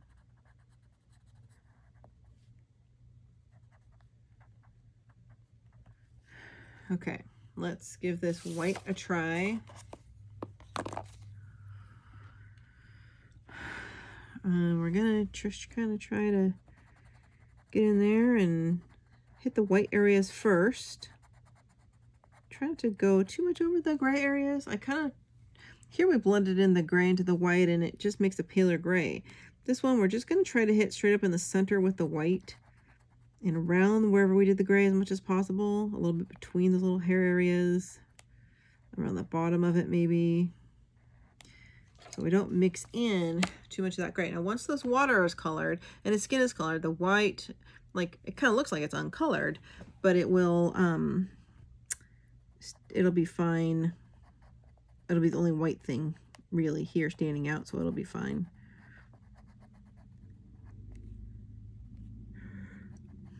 And we need to do his mustache too, so we'll do his mustache.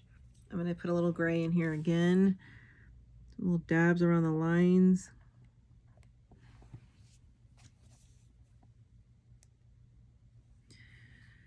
Right about here. Maybe a little bit up here by his hat. A little gray. A little bit behind his ear. We're going to do a little bit on his eyebrow on the inside.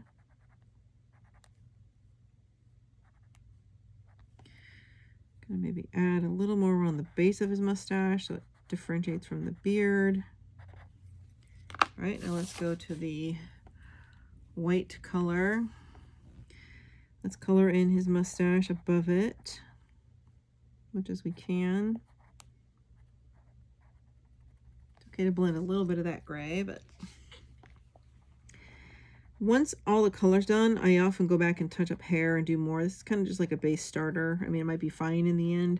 I need to see all the colors on the page before I can say if this will be a sufficient final look or not. I'm going to do white in his eyebrow, both eyebrows. I'll probably use an acrylic pen for the fur, which we'll do at the end. Just leave the fur alone for now.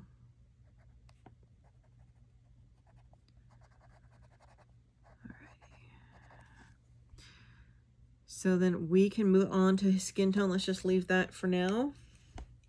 We're going to move on to his skin, where we're doing, for the skin, we have tan, nude, and light coral. Okay, dokie. Tan, nude, and light coral. See that little blue line I got? Whoosh, I dropped a pencil. It went right down. Thank goodness it's not on his skin. It stops at the hat. Okay, so I've been recording this video off and on between doing things the last few days. Keep getting interrupted. A couple of things. We're going to do the skin and then the water. I'm going to go back and do the bird and the flower later toward the end. I was able to add two little boxes here. I filled in what we're doing with the surfboard. We're going to do that too. And I'm going to put in here what I'm going to do with the bird, putting in those colors for you. I did find this. This is my Artex acrylic marker from my pastel set, the white. And they are soft on the end. The paint's already in them, but it's not like the kind you have to activate. And I was dabbing a little on the bird's face and it worked well. I'm going to zoom in because I wanted to lighten it up a little. Zoom in so you can see. I did it, as you can see, over his nose here. Kind of going over that pencil in the more white area just to whiten it up a little. And they do usually have some splotchy kind of gray on their faces if you look at Google pictures. So I'm leaving some of that gray there, but you can get any kind of a white acrylic pen. I like these better than like the Poscas. Poscas are wet and they clog the nib. So once you start dabbing, if it dries too fast and you dab again, it leaves like ripples and crackles. I do use the Posca for snow and stuff, but the white acrylic works good. And this is good because it's lightening it up enough if you wanted a stark white, yeah, you'd have to use a paint pen like a Posca.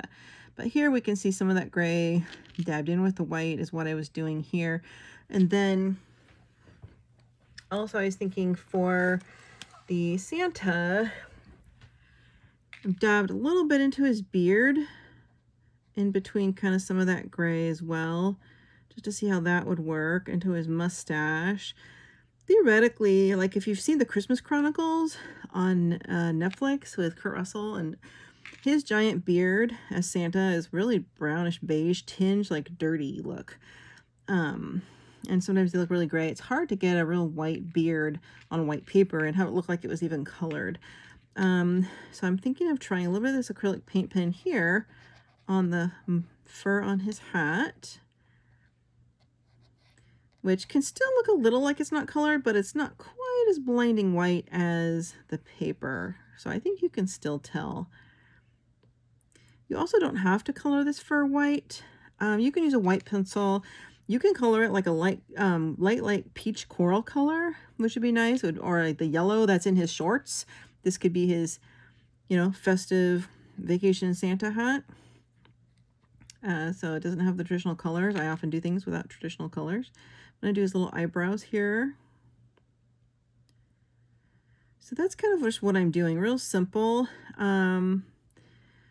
I'll link all the products I've used here below, and these are obviously products you can use in all your pictures, and because I do use them again and again in a lot of mine and in a lot of my tutorials. But yeah, you can't go wrong with a good acrylic marker like this. And they come in all sets and they're not messy. They're really good. They don't bleed through. Actually, we need to do his wrist here. Doing his wrist, the fur on his wrist. Then I will zoom back out so we can do the skin, because I can't move my book up enough to get, it bumps too much into my camera stand. I can't get it to get that low on the page. So yeah, that's a good way to kind of lighten up your birds and everything. And it looks really soft though, because it kind of melted in there with the white. Yeah, so you can see it looks a little whiter. I think it looks good. I like it. All right, for the skin, let us go ahead and do, I have tan. So for the skin, we have tan 169, nude 1017, and the light coral 087. And these are pretty peachy colors. I mean, on all honesty, SOUCOLOR doesn't have the greatest skin tones. These are the closest I could find. We're going to use a little bit of that tan first, because, you know, he's in Hawaii, he's on vacation. We can give him a little bit of color if we want. This is kind of for the darker shadows. I'm hoping this works. I haven't actually done many skin tones with this set, even though I've been using them for over a year for a bazillion pictures. So let's just give it a shot. We'll use the tan first, then the light coral, and then the nude is the lightest.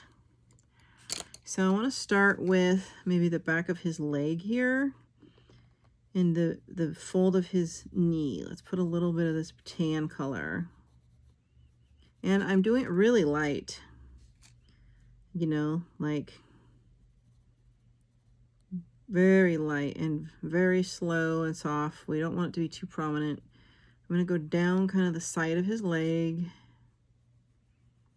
Real soft and gentle, barely touching the paper.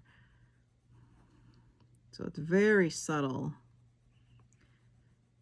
This is just giving a little bit of dimension to his skin. A little bit of the shadow from the away from the center of his skin.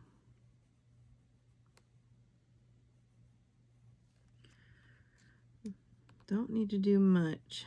Going down a little bit further from the knee here, just down a little. Okay. Let's do his hand. I want to do the top of the thumb where it attaches to the hand, a little bit of this tan. I'm going to do around the wrist area. Maybe along the top of the hand, top of the fingers, just where there's a little bit of shadowy dimension there. Let's go to this leg. We're going to do kind of the back of the leg, kind of outward this curve here. Follow down his calf gently along the side. Really soft and gentle.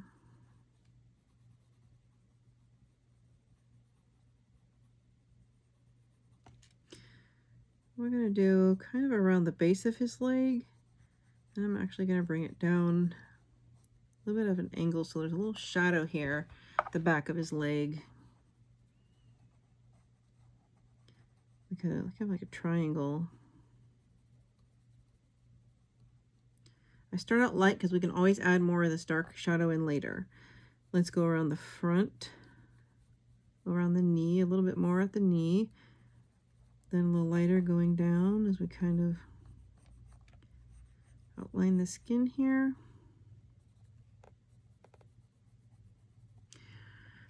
Real easy and simple and light. Let's do his face. On the top of his nose, I want you to do, let me see if I can zoom in. Can I get down that low? I can zoom in for this. Yes, I can't push up my book further because my camera's standing there to see the legs, but I can show you the face up close. So it's tricky. They have spectacles on him. We could do skin tone through the spectacles like he's wearing his glasses, or we can white out that iris and put like a tint pencil over it like they're shaded. That works best with marker though. So I think we'll leave it. So what we're gonna do, his nose bridge here, I'm gonna put a little bit of this tan along his nose bridge. Kind of follow this little curve up here. Because he does have, the beard goes pretty high. We'll do a little bit around the base of the nose, a little bit around this cheek, very light.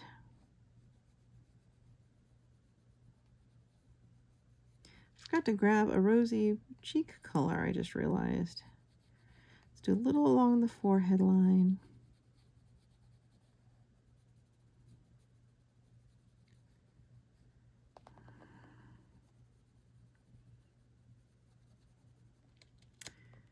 And we'll do a little on his ear, right at the front part of his ear. A little more at the cheek here. Remember, we can always add more of that back in. Let's switch to the light coral. And I want to try to blend into his nose over the tan and then outward a little, not all the way out, just a little. And still doing it kind of gentle. Don't push too hard. I pushed a little too hard right there, but very light.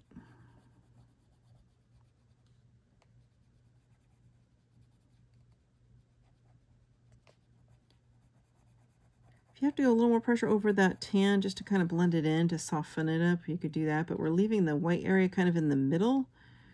We're going to go in with our lightest color. Put a little bit there, but it's going to be very light. I mean, he doesn't have much skin right here. So we're kind of winging it. Let's do the nude. And I'm going to go into go over the rest of the white of his skin with it and blend into that coral and that tan. Let's do the same on his forehead here. Fill in the white. Don't do too hard, do medium pressure. And under the eyebrow, but get up here into that tan and coral and kind of blend. You can do more pressure up there because we want that to kind of blend. Okay, let's get this white area over here.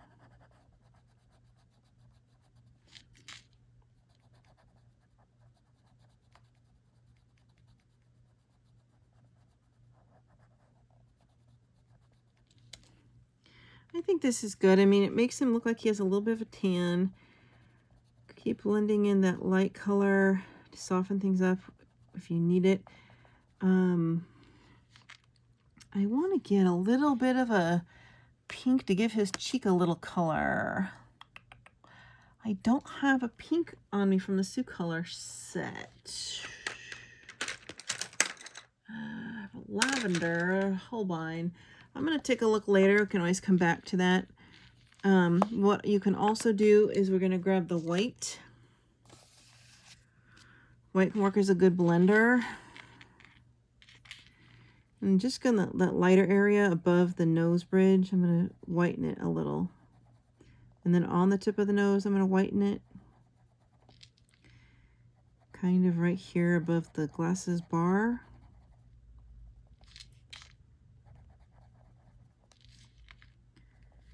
Maybe back on the nose. We're using the white to just kind of soften everything up and blend it together so that you don't see too harsh of a transition of that tan line. There we go. Let me zoom back out. I need to see that in full perspective. Yeah, so that looks pretty natural. So we'll do the same here with his legs and his hand. So, and I can never tell if my book is straight. Is it straight? I think it is. I don't know. Okay, so let's do that light coral. And I want to do his hand. Blend that into the base area where you did the little darker shadow. Blend over it into that tan color. A little harder at the crook of his hand. And then at the crook of his thumb where it first starts. Follow the line of his fingers kind of coming out here. And then the start of his fingers, but not the tips. We'll bring it a little bit down, but lightly. We're going to leave plenty of white to bring in that final color. Like there. Let's go to his leg, the right side leg. Again, I'm going to blend that light coral into that tan where his shorts end. In the back of the knee there. A little more pressure. Kind of at an angle. And then I'm going to follow that down. I'm following it down the side of his leg. And then going down the other side. Not spending too long on this skin. He doesn't have much skin to show, so there's no real need to. It's not really a portrait. And I'm going to lighten it, lighten my pressure, and lighten the touch of my pencil to just kind of put a little color in the center to cut down on the crisp white, and not enough where it doesn't still look a little like it has some white there. Because we're going to put that other color in. Excellent. Well, next, let's do this leg. Let's start at his thigh, under his shorts. Color down into the knee. Blend over that tan and then inward a little. Let's go under the shorts. The crook at the back of the fold of the knee. And then we're going to bring it a little bit down, but not quite as hard. So the bottom line is, wherever it makes contact with clothing or the bend of a knee is a shadow. So you'd want it a little darker there and lighten it as you get away from that shadow. That's how you make skin look a little more natural. So we're going to lighten it a little to come down here. Let's do along the back of his calf at a medium pressure, but nice and smooth. Let's circle this into his heel. Let's go over the top of his foot, but not quite his toes.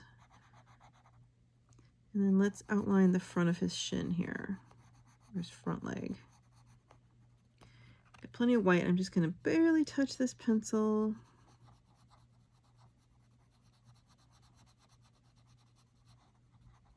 All right.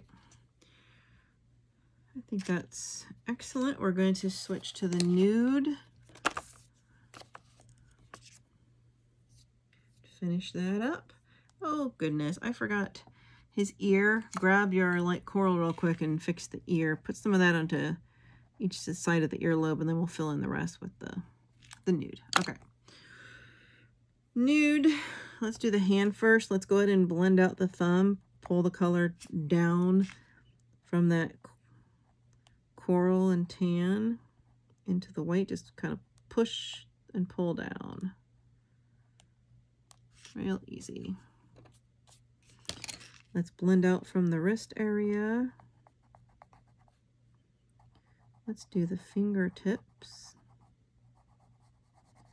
And a very light pressure at the flat part of the hand here so we can put in a little white. Leave even a little bit of white. Don't get like every nook. Let's do the back of this leg here. Let's color up into the back of the knee. Down the side here. Let's go back up. Leave some of that in the middle. A little bit white for the white, because that's going to make it look more like the light's hitting there and further away from any shadowy areas like the water wave, casting your shadow on his leg or anything of that nature. Go back to that. Let's do his thigh here. Going to blend into the other colors and then into the center. I'm just using a medium to light. We're not burnishing here. We don't need to go as hard as we've done like on his Sacra's shirt. Let's go down along his thigh.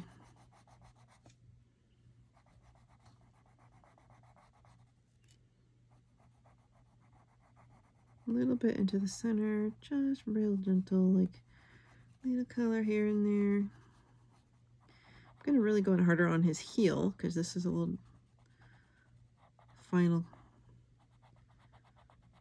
shadowy areas to put there. I do need to go a little bit harder down here. I'm having trouble getting this tan to even out. And we're just doing a very light of this coral into the center. And we're going to go in with the white. I'm so sorry I didn't make a card for my white. We are on white now. I'm going to do the back of his thigh, the right side here with this white. You'll see it. And then I'm going to blend it a little bit into the skin tone because it'll just soften everything nicely.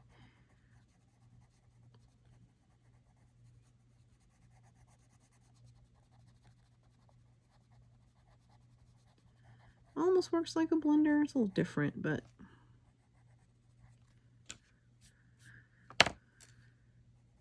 takes practice. You can always touch up later. Let's do the back of his hand where this little white area was right here on the flat part of his hand. Just right there. That looks good. Let's do his, oh, we did his face, right? Yeah. Let's do here the center of his thigh on the left leg.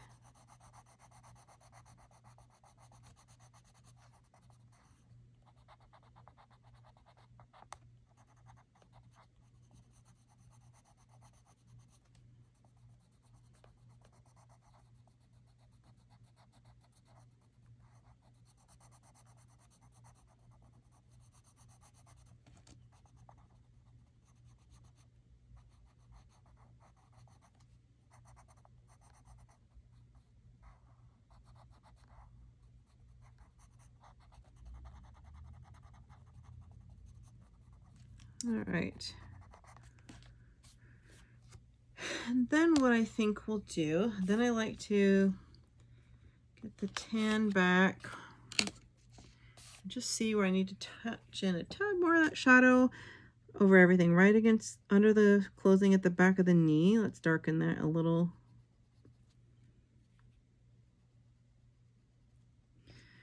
Right around his heel, just a little sliver of the heel.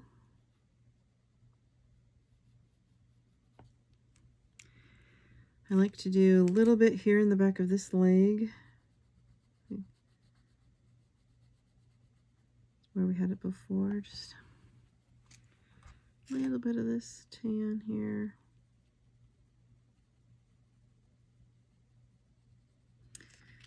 A little bit more around the hand. If it's needed.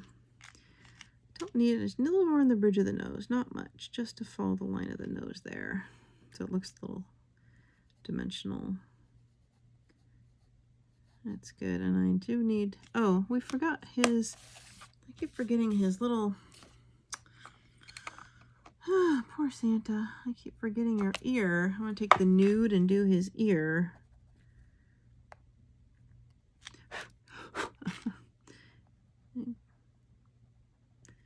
I think I got a little bit. Well, if I find a little, I mean, you can add a tad of any of the reds we've used for a teeny bit of a rosy on the skin. It's a little risky if it's too red. It's hard to get it back out. I mean, the skin looks pretty good as it is, so it's definitely just an optional thing you can do if you want. I think I won't do that, but I might use my light pink if I can find it, which that'll be next time I pause it to go get the colors for the birds. Okay, we're done enough, I think, with Santa. You can soften as much as you'd like the colors. You can darken it more if you'd like. I think he's looking pretty good. Pretty styling. We're going to move on to the water, which is the big job. And water is no fun, and it is way easier to get realistic water with alcohol markers in a blender than with pencil. But I'll show you what I do here, and we'll give this a shot. The colors I have for the water, we'll go back to the surfboard. I want to get the water in so I can see how I want the surfboard to pop out. So we have 163 teal, 103 azure, 114 light aqua green, 085 light cyan blue, 115 mineral green, and we need our white. So I'm going to sharpen these and we will get started. All right, so here we go. We're starting with light cyan blue. And the general premise with water is the further away you are from the shore, the darker it is. The closer it is, the lighter it would be. As you know, when you look out on the ocean, far away it looks darker. Up close, it might look really almost pale, translucent, whitish, frothy. So we're gonna save the light aqua green and the white, the lightest colors, to do some of this closest areas up here. We're gonna start with the light cyan and the azure and kind of work our way in and do that. And then, well, this is a whole other ball game in the front. So let's just get started with the light cyan blue. So what I'll do, because this beach kind of wraps around, I'm going to do the darkest areas right on this bottom side of the line. I'm going to try to color left to right because we're going to go toward the beach in that pattern with our strokes. So you're basically going between the end of the circle to the bird's tail, which is blue, so no big whoop if you get any pencil on there. And we're kind of doing similar to what we did on the sky with our gradients of colors and blending. A little darker at the edges, lighter as we get closer to the blending point. So I'll give you a little darker here. I'm going to do on the other side of the bird's tail as well, just a little. On the bottom side of this first line of the wave, because we'll make it a little lighter right there, because that looks like it's approaching the sort of the tide waves that come into the shore. All right, so let's do this.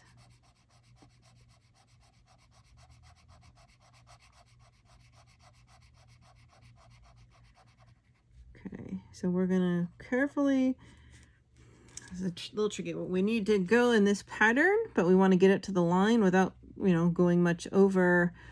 There's one thing you can do. You can take, you know, we don't want to go outside this circle frame too much. You could have, theoretically, you could cut it. I'm just going to kind of put it here, hoping I don't get much over the line onto my white page. Be easier if I could cut it, but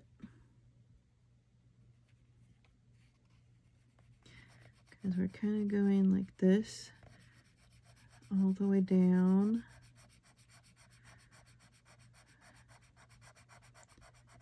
Trying to go the direction of the shore.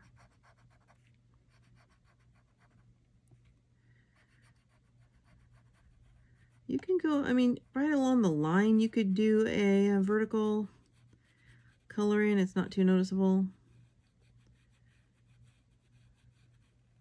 Really don't want to go over onto that white paper though. I think we're doing all right.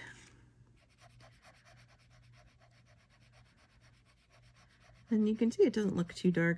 Now, you know, it doesn't have to be in any particular pattern. I'm gonna go out a little further, but a lot lighter.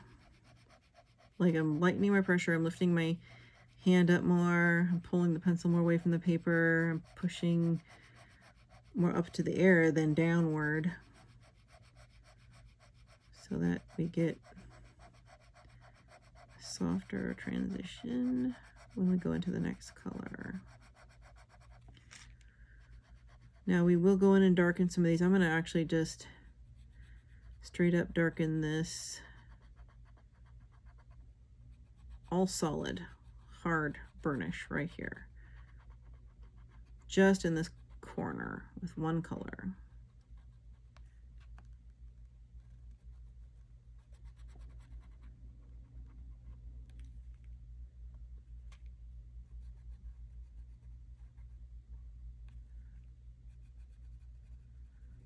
All right. I darken it just a little bit right here.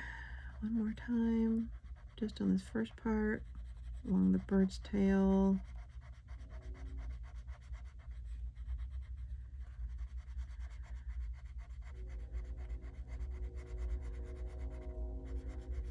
Softening things a little, lighten up so we can get our next color in.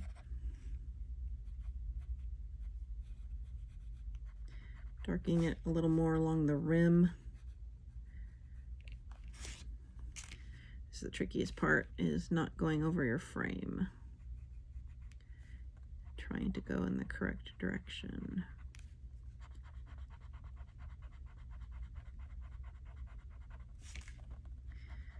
All right.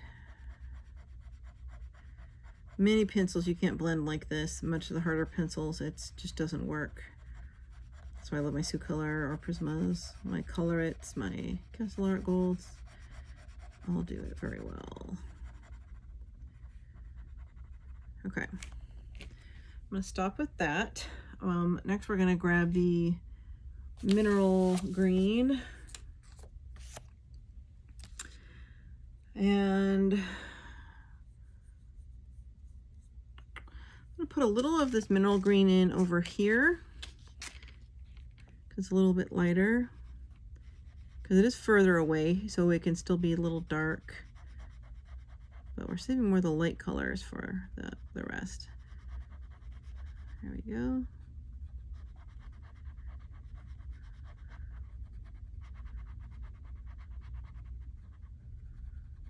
I'm just putting it in a solid color, and then right here, right where this blue is, I'm going to do it just a little bit, really lightly,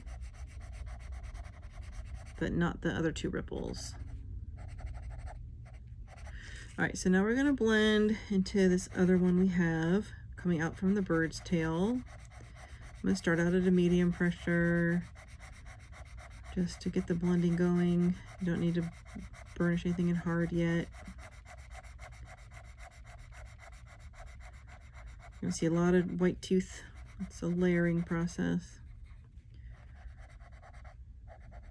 Go around this bird's tail.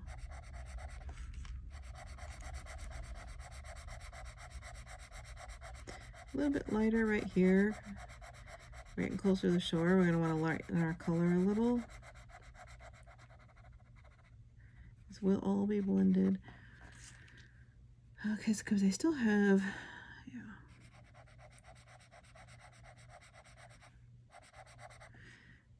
I want to blend a little bit darker with pressure up here up to the bird's tail. Just like this first, maybe 1/4 inch. because we won't be bringing in any more colors back here.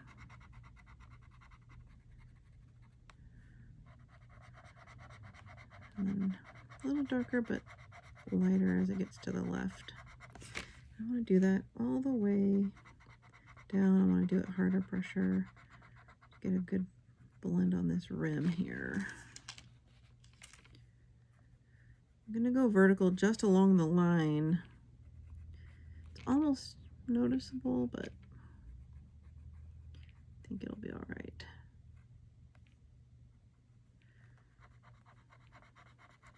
Nothing worse than spending a long time on a picture and then actually getting ink or something on the outside of the frame and then right at the end when it's like perfect. Oh, it drives me nuts. Live and learn. It's happened to me many times. Yes, indeed.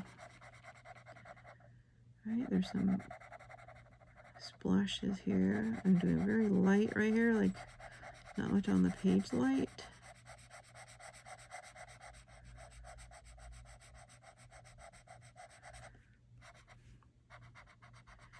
I'm going to do it in a little bit harder over here. Like this is our final color over here. Getting it nice and creamy.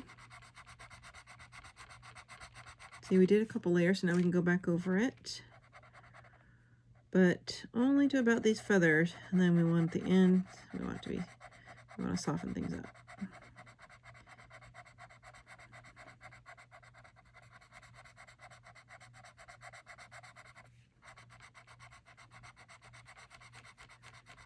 Okay, I'm gonna just kind of leave it. It's okay. This looks a little uneven because water patterns might look a little wavy and not completely flat, obviously. Next, I want to go, I think, to the teal.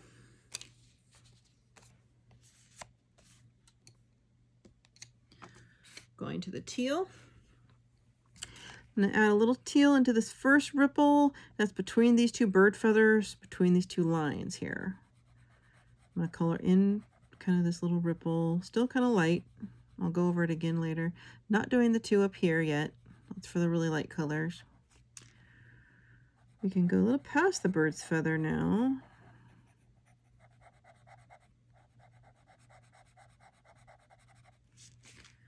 I'm going to try to not get any on the feather and go around this little guy. I'm going to start mixing into the mineral green, the medium pressure, all the way up to these waves here. And this will be our final blend for this section, so we'll be able to go in hard once we get around everything we need to get around here.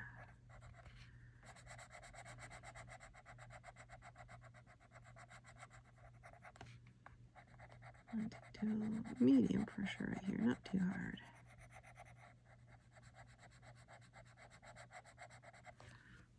It's getting there. It's getting there. So I want to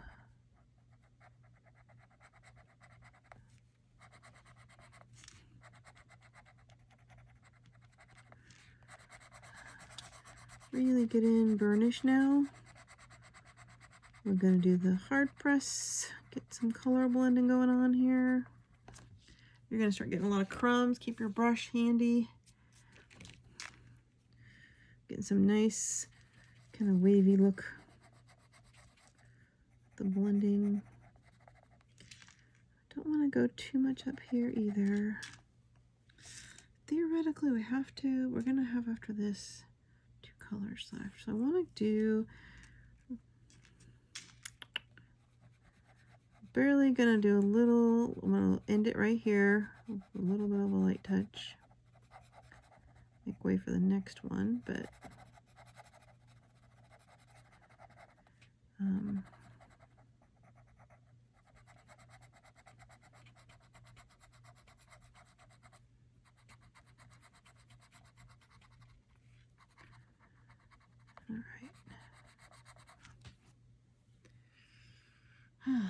So I want to bring this a little bit into the inside of these waves.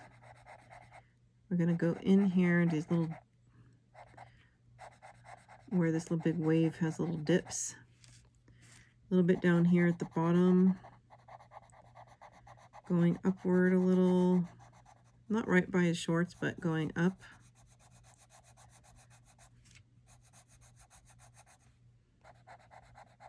Left, right, left, right.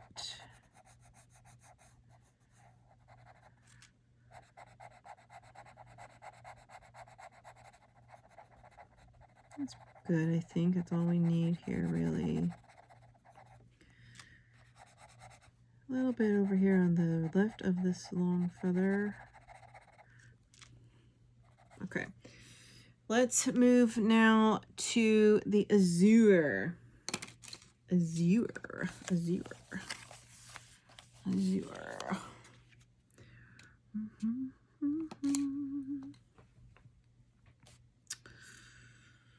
Okay. This is a process. How's it looking on the camera? No idea. Okay. I'm going to do a little bit here. Going, finishing off this little section in the between the birds.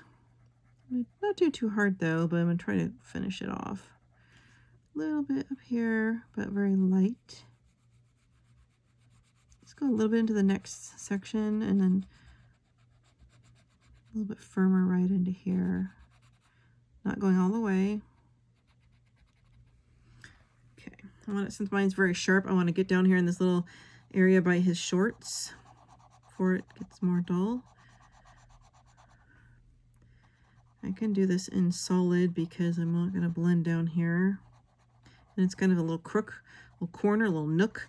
So we want it to be a little bit on the darker, not doing any of the light colors in there that we're going to do at the shore.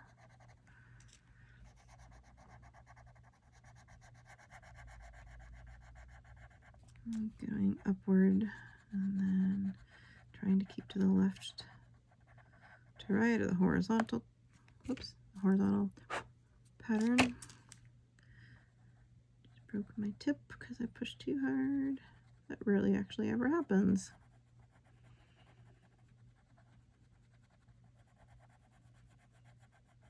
We can get in here with the color blender as well. Now, if you get a little bit of this blue on the white, no biggie, because that's water too, right? Although this area here will be very light in contrast with this, you know, mid-tone here.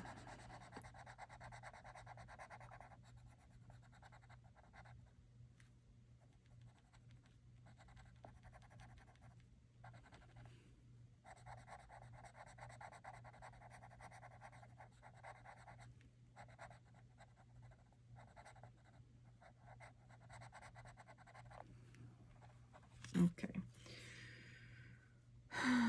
So you see how the gradient, you can already tell it's starting to lighten up as it gets closer, which gives that illusion that that's further out because it's darker. So we're gonna go up here. We're not gonna go over this ripple very much. We're just gonna start very softly because we want it to be lighter here. Start coloring in right over here because we have two colors to fill into that area. However, I think we used, yeah, we can go almost all the way up to this little, I don't want to call it cove, but this little tide pool kind of area scenario. Let's get right up here between the feathers.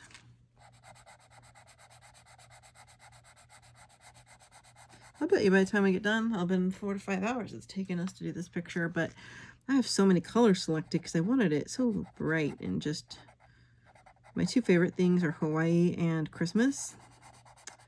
So I just really wanted this to like make me happy when I look at it and be bright and colorful, make me think of all my Hawaiian vacations, all like 9 of them, different islands over the years. I miss it. I haven't been since before COVID. All right. I'm getting in here on a solid pressure. I'm not going to do any blending here. So we can get in the hard pressure to get as creamy as we can around Santa's hat. If it gets too dull and you're worried about, getting on any of the white puff, feel free to sharpen it, but just really look where what you're doing, and if it's not pointy, you can't get as close to the white object. Can't get right up against the line as well.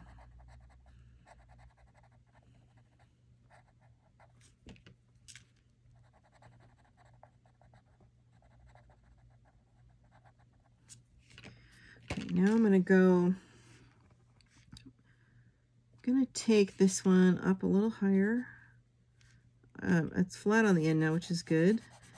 It's giving a nice smooth, even puffy kind of a look. I want some of this to come up here, not all. Just doing a little right here, and then all the way back. I want to do a little bit of this in front of Santa, but we're doing it lighter. Like it's almost like a whole new color. That's how light I'm putting it down. I just realized I didn't do the skin tone under Santa's spectacles. I'm so torn on that if I want to make them sunglasses or not. That's going to be a final detail I'll get to. I go back and then we do final details toward the end, little things. All right, so let's get in here and darken this area here. We didn't do any hard blend with the new color into the last color, so we're going to do a little bit of that here. Lightening as you get closer to the shore, and over here around the bird a little lighter.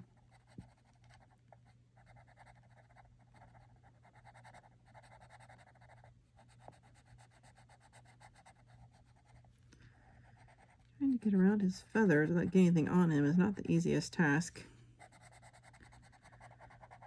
I find it's just not worth it to use drawing gum. It's too much trouble for me most of the time. Unless I'm doing a pastel background, I'll use it.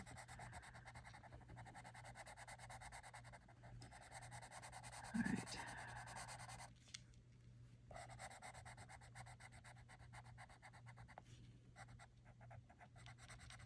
Just blend it as well as it could be. We're going to get some more blend final touches in a bit. Let's go now to the light aqua green. I believe we used all the others. Yes, we did. We're on to the light aqua green now. For this, I'm going to get not the very last strip, but almost with this. See how much lighter it is. I'm going to leave a little tiny strip of white right at the coastline to either put in the pencil and then a little gel pen right there. Put a little white pencil there. Same with over here. I want to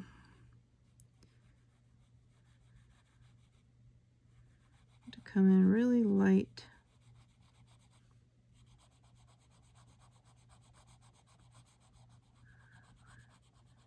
Really light right here. I have to think, do I want to do... Sometimes I'll do these little blue waves and a little darker. I'll decide this right now. I'm going around it. Leaving a little bit of white up here.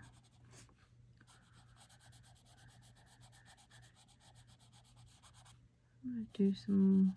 leaving a little white around the edge up here.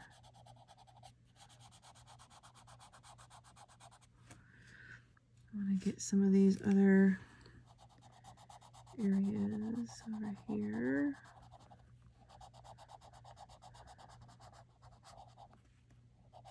Around this little tree.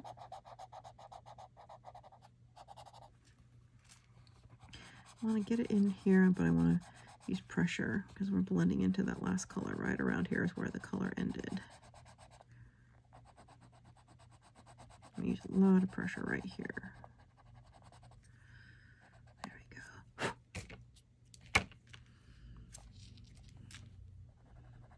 A lot of pressure right around Santa.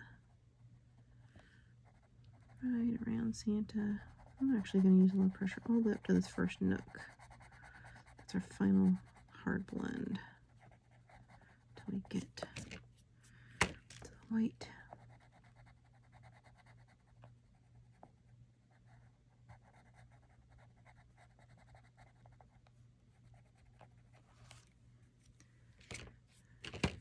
Looks looking good. I'm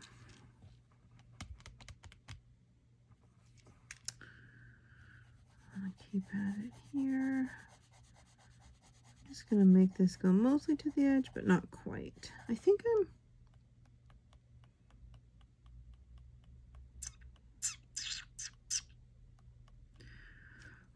want to grab the I'm thinking the teal. Let's grab the teal. I want to get in here to this kind of wave, a little darker here because it's kind of gonna zigzag through my lighter colors. So there's different ways to do this. This is one look that I like. I don't know how much it borders on the realism or not, but it always looks good in the end.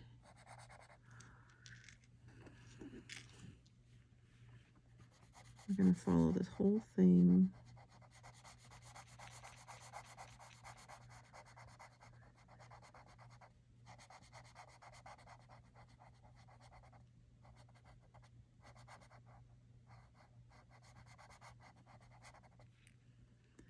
Kind of over here too. I need to sharpen. Make sure you sharpen, otherwise you're gonna lap over and get it on Santa. All right. Oops, we're on teal. We're gonna go right around Santa, around this little flower.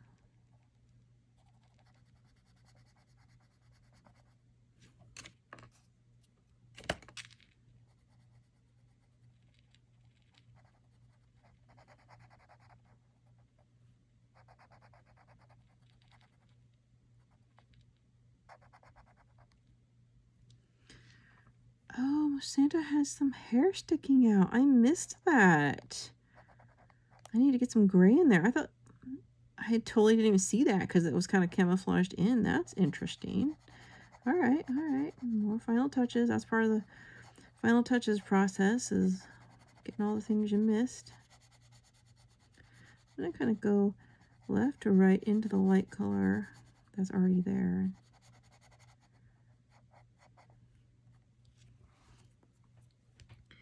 And we can do that over here too. Actually, over here it's a little darker. So, well, first let's finish this off, and then we're gonna go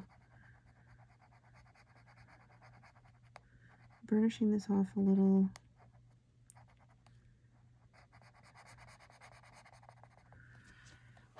Let's go to the, I want to go to the mineral green. I'm going for it. Mineral green, I'm going to do right in here. And this kind of little wavy thing here. And the different kind of colors and the little waves, or it makes your eye go different places, which is always a plus. I always find it looks like a little bit of that shadow right here in the back, not a lot, a little bit. We can put a little bit around the canoe right here. Like it's a little darker. I want to put a little bit here around Santa.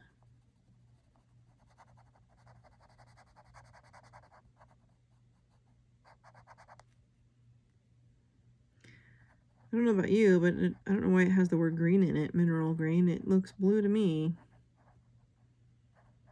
I mean, is it supposed to be like pool water that has a lot of chemicals in it or something? I don't know where they get these names from, but I think it's interesting. I'm going to color right here to the left of the palm frond.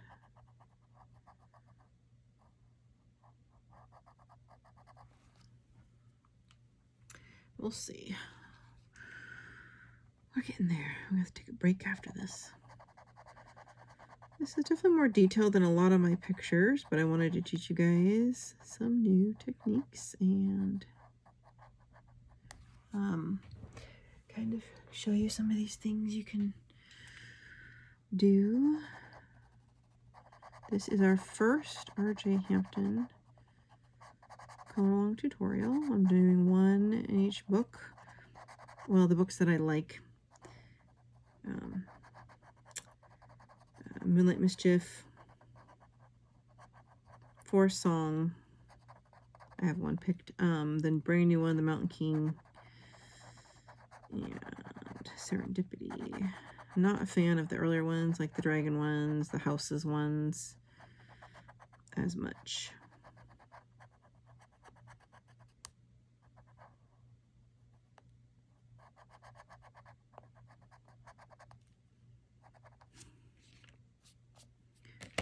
Yeah, it got some of that color put back in, which is good. We're gonna use the color blender on some of these areas later. Okay. Let's go back to the lightest color, the light aqua green. We're gonna need our white in a minute. I'm gonna start putting in this aqua green most of the way except the very tips of, I'm going to try to do a little white. But I'm still going pretty light here.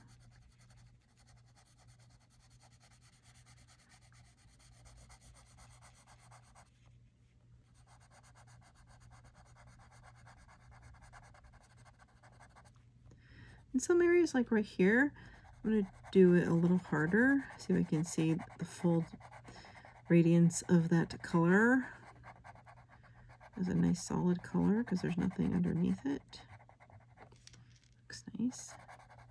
And lighten it here where we kind of go into a little bit of the white along the little shore area there. You can see how that white makes it look like it's further away. And I do sometimes go in with gel pen, do more details. I'm going to also get in the full depth of color right here with a hard pressure.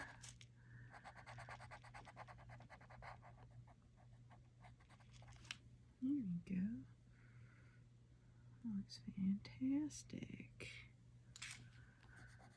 And leave a little bit, we can put a little bit of white right there. So I'm gonna not go over it entirely. I'm gonna do a little more here. Lightly, but I'm gonna be getting in a little white here as well. It looks a little scratchy here. I don't know if I got a bumpy spot on my paper or what. I'm gonna have to go in a little harder to get over past that. There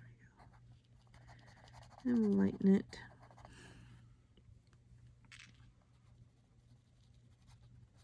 I could have done this whole picture in alcohol marker in probably 1 hour and a half. Everything takes so much longer. I have the paper version. I guess I could do an alcohol marker version as well. Would take so much longer though. It always takes longer to do pencil. Less time to do marker because they blend so quick within seconds. The marker does the effect for you. You don't have to do much to create the effect. Alright. A little right here. I don't see any blue here. I can come in.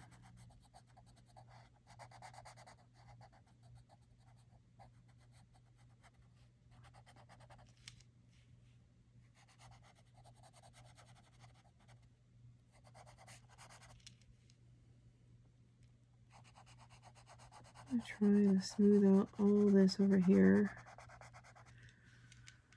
Oh, there's a little spot I missed right here.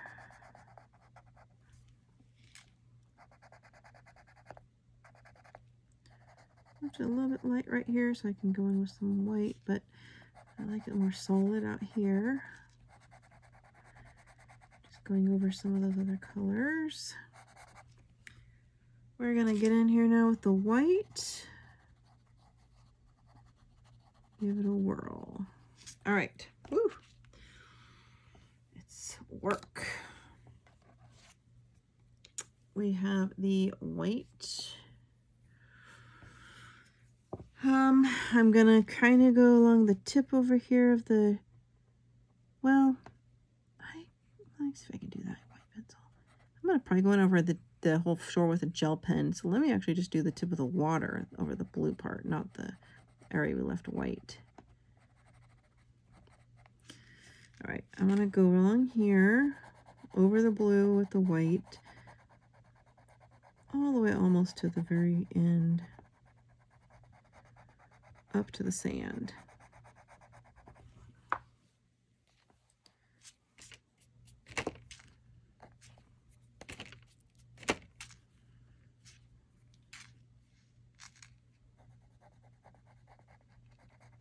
Yeah, and see, it's blending in that like aqua green really nicely. It's making it real creamy and just like all like it's a conduit of continuous color. Let's do the same over here.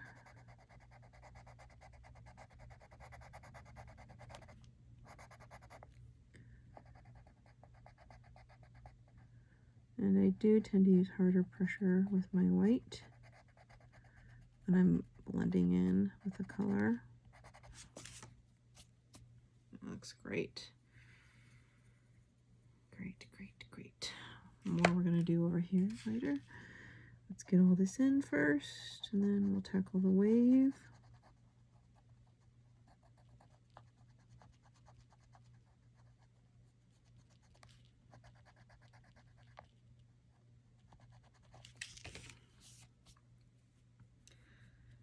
Looking good.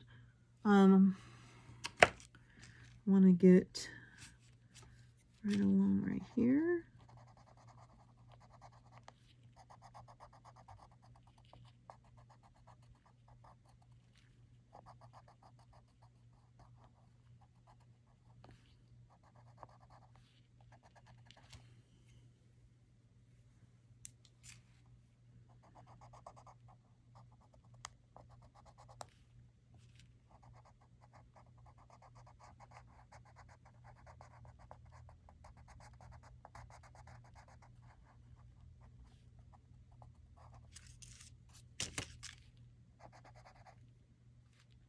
Around this flower, need to get some white in.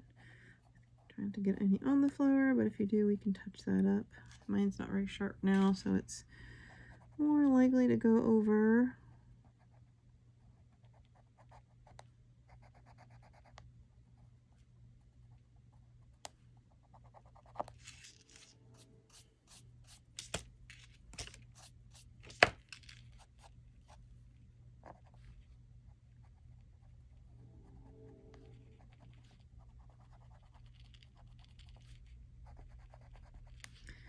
I'm gonna just blend into this blue here.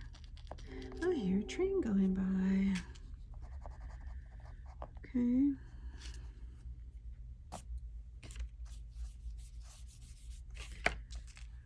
Just putting a little bit of that white on top of that stripe we did here. So it kind of still looks a little soft right around the rest of the white area.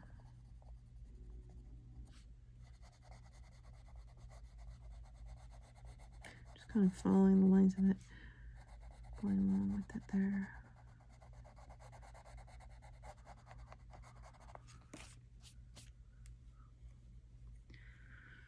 Looking fabulous. I put a little white over here. Looks like it needs it. Where you want it to look a little highlighted or blended more.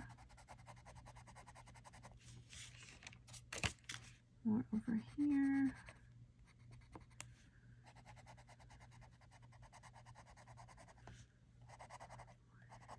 All right.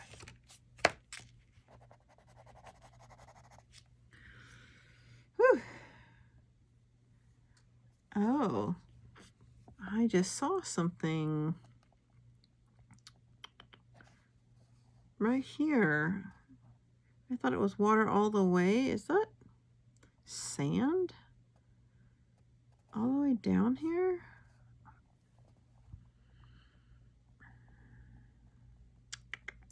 See this section here? I'm gonna have to look at a stock picture he might have done, the website, and see. So I'm gonna take a little break. You can finish this up when I come back, which will be for you in seconds, probably. We're going to do the same thing in this wave here and see what we need to do here. And then all we have left, we have the surfboard and just some little details, things I forgot. A little bit of that green mountain is still over there.